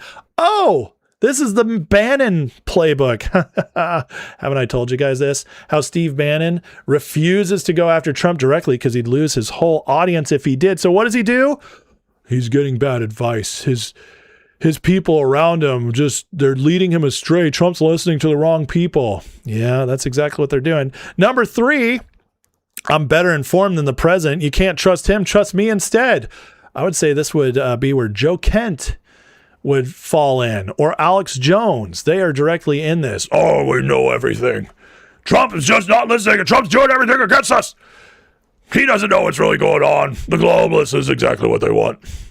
That's where they would fit in. And then finally, my anonymous sources are the absolute best tippy-top level people you can totally trust. Oh, and that would be exactly where Candace Owens, Tucker fit in. Also, Alex, a lot of the times, top expert comes and tells us why Trump is about to send us all to war. Yep. Once they bring that in, folks, they've reached the final place, the super duper secret, perfectly trust me bro sources. Yep. So there you go, guys. The perfect playbook, as I've been teaching you guys forever, now put into one succinct little post so you guys can all know how to catch a grifter be grifting. Speaking of that, things must be really bad in grifter land, because Alex Jones is now calling we have to stop disagreeing. Why would Alex do this all of a sudden? 1 week ago, he was calling Tim Pool a fraud owned by Israel. Not that long ago, he was calling for Trump to be 25th Amendmented because he can't think for himself. He was telling us how Trump was about to take us into World War III and nuke Iran or run the draft again. All these lies. And now, what does he say? It's time to end the infighting. Enemies of the West and America are counting on us to collectively destroy each other. Alex Jones offers a symbolic olive branch to Dan Bongino, Tim Pool, and others. Really? This seems like trying to play it both ways, Alex. This seems like backtracking to try to get back in on the good side and make it look like you're not the one dividing everybody. You, Tucker. General Flynn has been pushing the same grift lately. Guys, we all need to come together. Really? You're the one supporting those tearing us apart, or at least trying to, unsuccessfully. I think Alex has finally put his finger up in the wind, seen where it's blowing, and knows that this midterms isn't going to be a blue wave. Knows that Trump is way more popular with the people, and knows that his audience has been cratering as he's gone fully anti-Trump and MAGA. And now it's time to come together? Yeah, screw that, buddy, but we'll see how that plays out.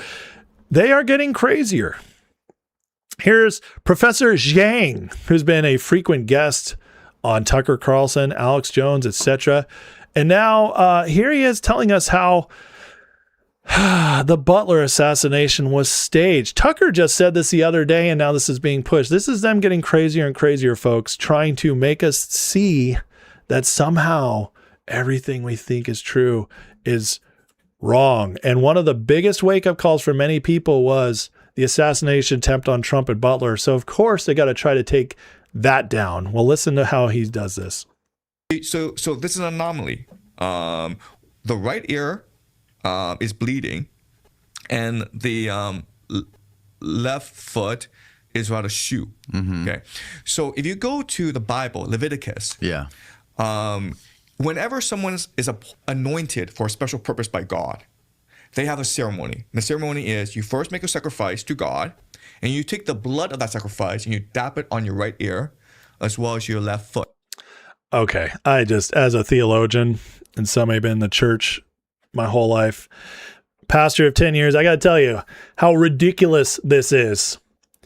This is hearkening back to the Old Testament, a system that has not been existent since AD 70 when the Jerusalem temple was destroyed, and hasn't been practiced by anyone Christian since Jesus came and abolished our need to do all these rituals. So for him to call back to Leviticus and say that blood on the right ear is a humiliation ritual of submission is retarded. But there's a lot of people who eat this up, unfortunately, because they don't understand their Bible. However, I had to insert that. Right. And that anoints you as the special agent of God, like the chosen one, basically. Right. So I think that's what happened at Butler. I think it was a staged event in order to anoint Trump for the special mission ahead of him. Oh my God. And he's doing it. So you think this could have been a plot by one of these extremist religious groups to perform it unbeknownst to Trump and then later convince him that he was anointed by God? Okay. Or do you think he was a part of it? So the bullet grazed his ear, right? Right. If you talk to any Allegedly. ballistics expert, they were like, that's impossible. Right. But some guy did get shot in the head. Wait, no, I'm saying, like, how's it possible for that bullet just back grazes up. the ear, and then magically the ear is fine a week later? Right. And you talk to any ballistics expert, and they're like, that's impossible. That can't possibly happen. But it's impossible for your ear to get nicked, not shot, but nicked, and to be better the next week. Does this guy know anything about how the body heals? The ear heals pretty fast, first of all. And secondly, what is he expected to be? The next week still bleeding? Is this guy a moron? Is he, dare I say it, retarded? I think maybe. I mean, like, the ears could get blown off, right? Regardless of how, of like how it grazes it. Okay. Yes. So what people believe is that Trump had a razor in his hand. Oh my God! And then he slightly cut his ear so that it bled. Oh my God! Okay. Like an old wrestling trick. Well, he used to be part of that. So ridiculous, he's laughing at him. Watch this. Cut his ear so that it bled. That's how bad it is. I can't even keep the story. That is insane. This is insane. By the way, folks, I just got to tell you, if you want us to believe anything you say, we need to start with the basics.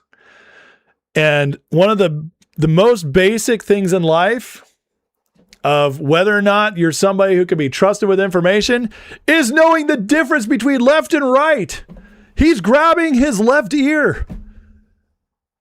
Did nobody explain that to you in English? You know the whole conspiracy of how Trump got humiliation ritualed by cutting his ear with a razor blade, and you don't even know which ear is left or right? My God, folks. This is the stuff out there. Can you believe this crap? This is what's out there. There are people watching this stuff and believing it. It's crazy. It's absolutely crazy. And of course, speaking of crazy, Tucker was recently on RT. He had to double down on some crazy as well. Listen to this.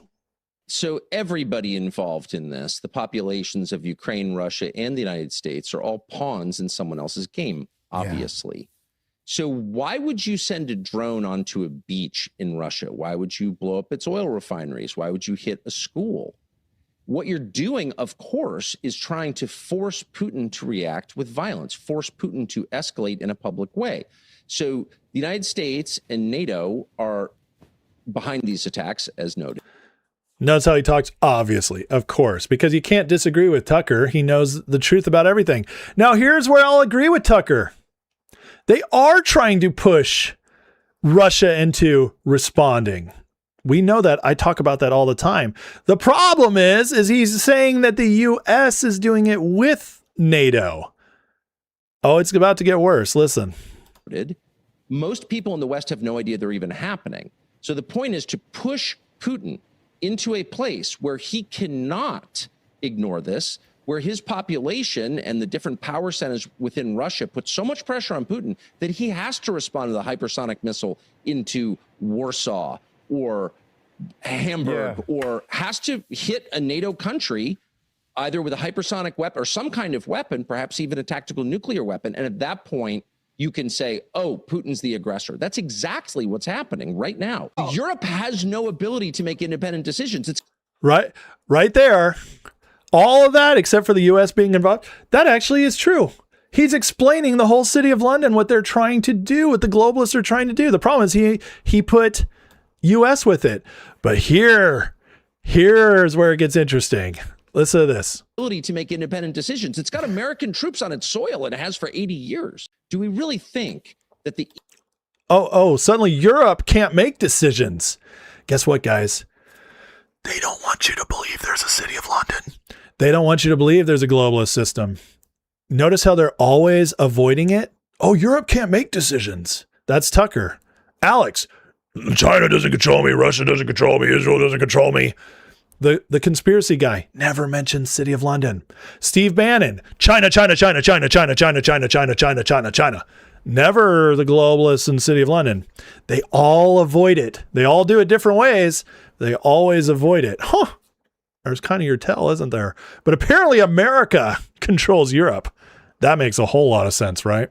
Interesting. EU or even NATO have sovereignty, that they're making independent decisions, that they're acting in their own interests? Obviously not. Do you think the population of Germany wants this? So, Tucker, if we control NATO, why is NATO not helping us in Iran? Oh, no. That seems like kind of an obvious one to me. Seems like, so if Europe is unable to make decisions, if America controls Europe, how did Spain tell us not to use their bases? England, UK tell us we can't use our own bases there to attack Iran. NATO won't help us in Iran. I thought Europe can make its own decisions. These guys talk out of the both sides of their mouth. Or even Britain. Britain is the most warlike of all. But do you really think they want this? Of course they don't. They are also pawns in whatever this is. And of course, it's a great global realignment of power. As the East rises and the West declines, there has to be, in the view of the people mapping this out, some confrontation that just resets the board, resets the international monetary system, the terms of trade. All of this stuff is going to be reset, and the only way to reset it is with a global war. That's very obvious to me. No one in America... Half truce with the lies. Trump is restructuring the global order. He is restructuring the economy, but not for them. But see, Tucker has to say, Trump is the bad guy. America is the bad guy. And American politics is ever allowed to criticize Israel in any way. Yes. Because they're controlled by Israel. Obviously, if you want to know who controls you, who can't you criticize? I mean, it's just a basic the Jews. Fact of life, so And there it is. He had to get there. See, in Tucker's world, what Tucker's explaining is that the Jews control America, Israel controls America, and uses America to control Europe. That makes a whole lot of sense, doesn't it? Somehow Israel controls the entire world. It always comes back to the Jews. But you can't talk about City of London, globalists, none of that exists. Hot Tucker.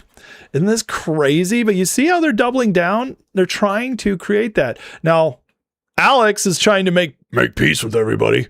Come together right now over me. That's Alex right now trying to bring them all together. But the other people seem to be doubling down. Here's Marjorie believing in this great come together moment, calling out Scott Bessent yesterday. Why? Well, maybe because Scott Bessent's going after her handlers, allegedly. The City of London globalist types, they don't like what Scott Bessent's doing, says this will have global economic consequences that could be catastrophic, not just for Iran, but the world, including America. Yeah, because we're in the business of hurting ourselves. Many innocent people will suffer. Will they? Or is it the bad guys who will? The only ones who benefit are the secret society of global elites. So Marjorie, work with me here, babe.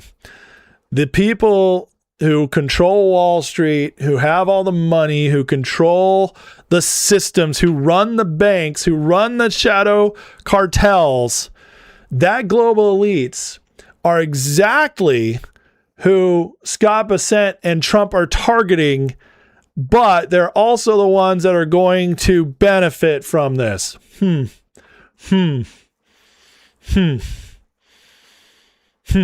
going to have to think about this one. I don't know. Get out of here. This is ridiculous. So while this is going on, we also had this weird thing happen the last couple of days with Data Republican. Now, I like Data Republican. Data Republicans had some great stuff. But this is a very weird thing that just happened. And I will say the only time I've ever had any suspicions on Data Republicans when it turned out she had some pretty close connections with Michael Flynn. But I don't think those were lasting. So I've continued to trust her. But what just happened was a government employee gave her some information that was not fully redacted, and she found out, and all of a sudden there was all these claims. It was a setup to get her in trouble, that there was a deep state leaker trying to bust Data Republican. And then it all came out that, oh no, not true at all. It's a very weird story. But Colonel Watkins shares some of the weirdest parts here. It says, admittedly, I've been distracted, but am I to understand Data Republican, while a Secretary of War special employee, was asked by the State Department PR lady to run with information given exclusively to her, and state knew she was an employee of Department of War and no longer just an independent journalist getting a big break. So we just found out that Data Republican's been working for the Department of War. Now that's interesting. This was not disclosed to us. She made a big deal of being set up by the State Department, still knowing that everyone believes she's an independent journalist. Then the story changes to no setup. And oh, by the way, I'm not an independent journalist either because I work for Department of War. Did that just happen? Yeah, it happened. Very, very strange. And again, it just tells you with all of these influencers, even the ones on our side, with many of them, we're not getting the full story. Does this necessarily mean Data Republican's bad? No, it doesn't. But it does mean there's more going on behind the scenes than we know. And that's a fascinating thing to be finding out right now. Absolutely fascinating. MJ True shares it. Data Republican says she's been working as a special government employee for the Department of War. He says, I feel like these things should be disclosed before the fact, not after, because then every personal comment you've ever made about various subjects comes into question. And I agree. Data shared this. I began working as special government employer for the Department of War in July to serve the country. My press credentials at the Pentagon expired in June. I did not seek a renewal. Currently, I'm not a member of the Pentagon Press Corps and no longer attend briefings. So since July, the last 2 months, Data Republican's been an employee of the government. Again, this could be a good thing. But it's kind of mind-blowing. So now we have to wonder what from her we're getting as part of the military operation. Now she's working for the good guys. But again, it's just a good reminder that so much of what we see is not as it seems. And this is why we need more transparency on these people. Now, I don't mind if somebody's working for the good guys behind the scenes, but we really need to find out who's working for the bad guys. That's one thing we need to find out. Hopefully Representative Paulina Luna can get this through, but so we don't have to deal with this retardation anymore from people who allegedly are taking foreign money, like allegedly Tucker Carlson, Candace Owens, Ian Carroll, Alex Jones, etc., allegedly are taking money from foreign. I'm trying to be very careful here, folks. But I know that a George Webb, who was just on Rich Does Politics, he got his whole channel taken down because Joe Kent told YouTube he was being cyberbullied. So we got to be careful out these people. They don't like being called out, but it's not going to stop me. I'm just going to be more careful about it. Ami, though, in all of this, he reminds us that as crazy as it gets, you got to laugh. And here's Ami giving us a little preview as Candace Owens of the next Candace Owens show. All right, you guys, be sure to tune in on today's live stream. Today's episode is going to be absolutely explosive, okay? It's going to be unbelievable. We're going to be uncovering new details about Erica Kirk, as well as the supposed footage of Tyler Robinson, which we're going to find out was actually completely lies, total lies by Trimpo USA. So be sure to tune in today at 4 p.m.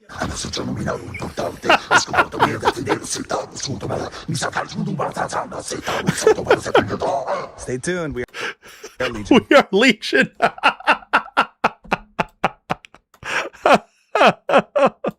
Oh my God. Unbelievable. So funny. Completely controlled by demons. Oh man, Ami's the best. Listen, guys, whatever's happening in Fagaville, Podcastistan, it's not good. They're clearly in a bad place as they are either trying to negate some of the damage that's been done to them or doubling down on absolute batshit crazery. Whatever it is, though, it's a sign. There's desperation times in Fagaland. And honestly, guys, it's still a wonderful, wonderful thing to watch.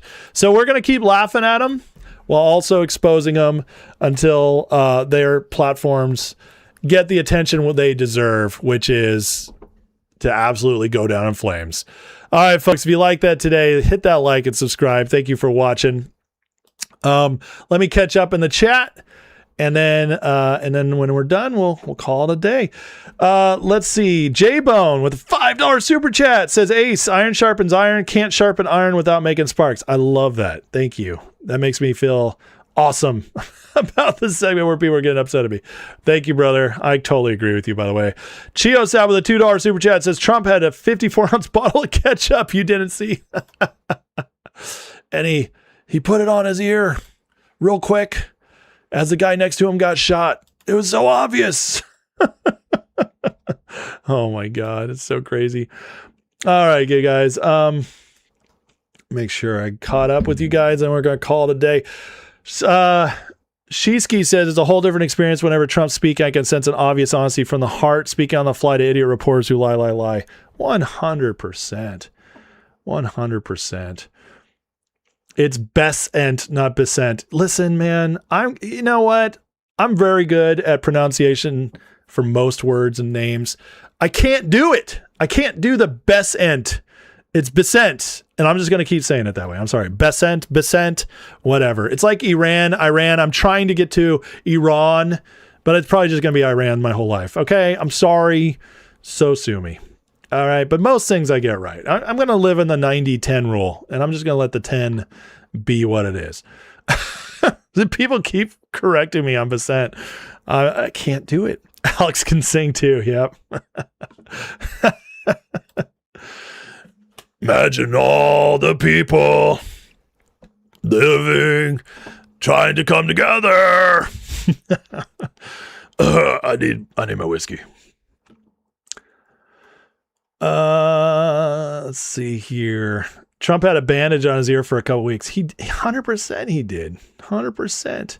Reef Keeper says hypersonics overrated. It's old technology today. You mean the super duper hypersonic, crazy seeker friendly, insane hyper duper blow everything up, blow America up on a dime missiles that they're waiting to use our old technology? How dare you? How dare you? Violence Poetry says, Brandon Herrera recreated the Trump earshot with a ballistic dummy head. Yeah, I know. It's not hard to do at all. Molly Cruel says, the way I say Basend is fine. The way I say important, that's bad. What's wrong with how I say important? Important. Should I say important? Important? Important. Important. I'm sorry. I'm a Californian, okay? Listen, I don't have an accent, but everybody else does. All right, that's the California way. But if I did have an accent as a Californian, it's that we're a little lazy in our words, okay? We take our time to get through a word. It's a little soft. That's how we do it, okay? We say hella.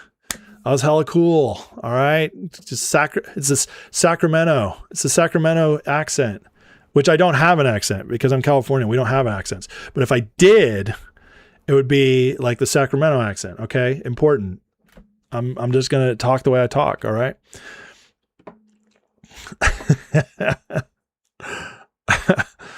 How dare you guys make fun of me? How dare you make fun of my amazing non-accent voice? You guys are all saying it wrong and I'm saying it right. And I can say that because I have the mic. And that makes me right about everything. Beats important. Important? I don't say important. I say important. I put a T in there. You just can't hear it because you need trained ears. You need trained ears like this guy. Okay? Valley Girl. How dare you? No, because if I was a Valley Girl, I'd be like, this is so weird. So weird. I just don't. I don't think it was funny when she said that to me like that, you know? It's just not okay. It's just not okay. Have my gum. Trump would never be in on something where an American would be killed. I agree with that. Absolutely. Trump loves America. That's why he hasn't sent troops in. Okay? Everyone else hella has accents. I know. Hella. There's hella accents and it ain't mine. Okay? It ain't mine. And I'm not Valley Girl. I just showed you Valley Girl. I'm not Surfer Bro either. Okay? Bruh, I was on the tip and I was like going down this ride wave. Okay? And it flung me over and I scooted over and I just went tumbling, bro. I tumbled and I went Scooby-Doobing. And dude, it was wild. It was wild. But then we got and had some scrambled eggs, bro. And it was awesome. It was a great morning. Dude. See, you guys don't know your California accents, okay? There's Surfer, there's Valley, and then there's Sacramento. I'm NorCal, okay? I'm NorCal, which means I don't have an accent. But if I had an accent, it would be Sacramento. All right. J Pop says, new member here. Truth, humor, and Christianity love the channel. Thanks, brother. Thank you.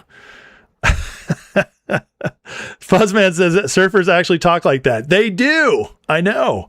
Trust me. I know my Californian brethren. That's where I grew up. Important. I said it. Okay. How dare you, Motley? How dare you guys? Jalmar says, I must be channeling everything or most things I'm saying. I've been telling people since I warmed up the president 2016, but I have Cali PNW dialect going as well. Exactly. We don't have an accent, but if we did, see, the Valley has an accent. The surfers have an accent. The South has an accent. The North has an accent. The Midwest has an accent. Texans have an accent.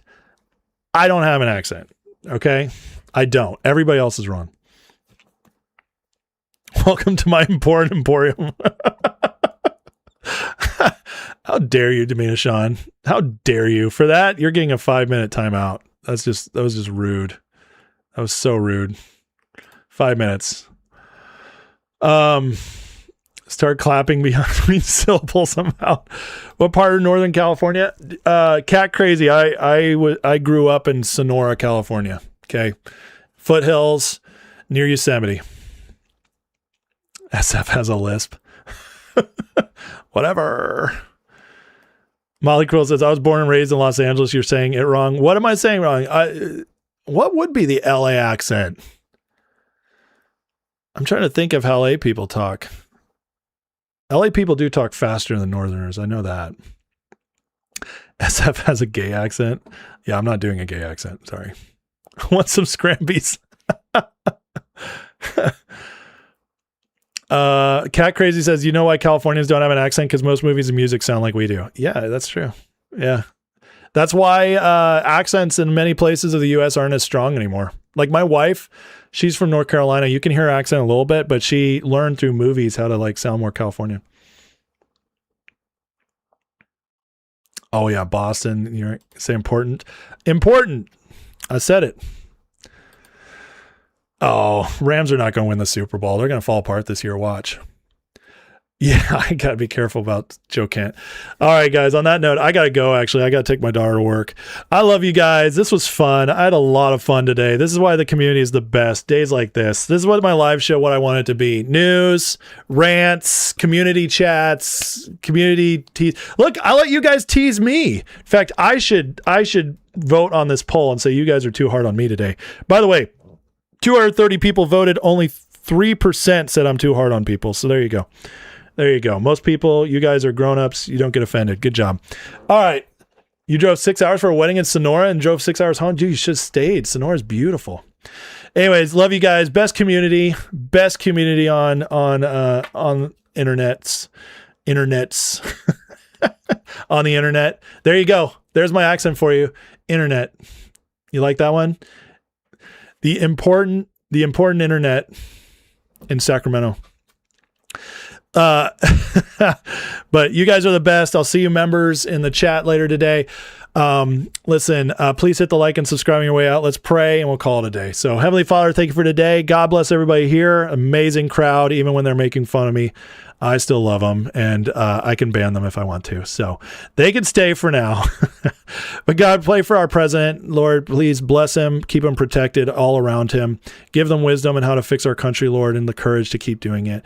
Bless our country, Lord, with prosperity, peace, and justice, and help us lead a better country to our kids, grandkids, and great-grandkids than we could ever have experienced. In Jesus' name, amen. Love you guys. You're the best. I will see you all tomorrow, 12 o'clock Eastern. God bless.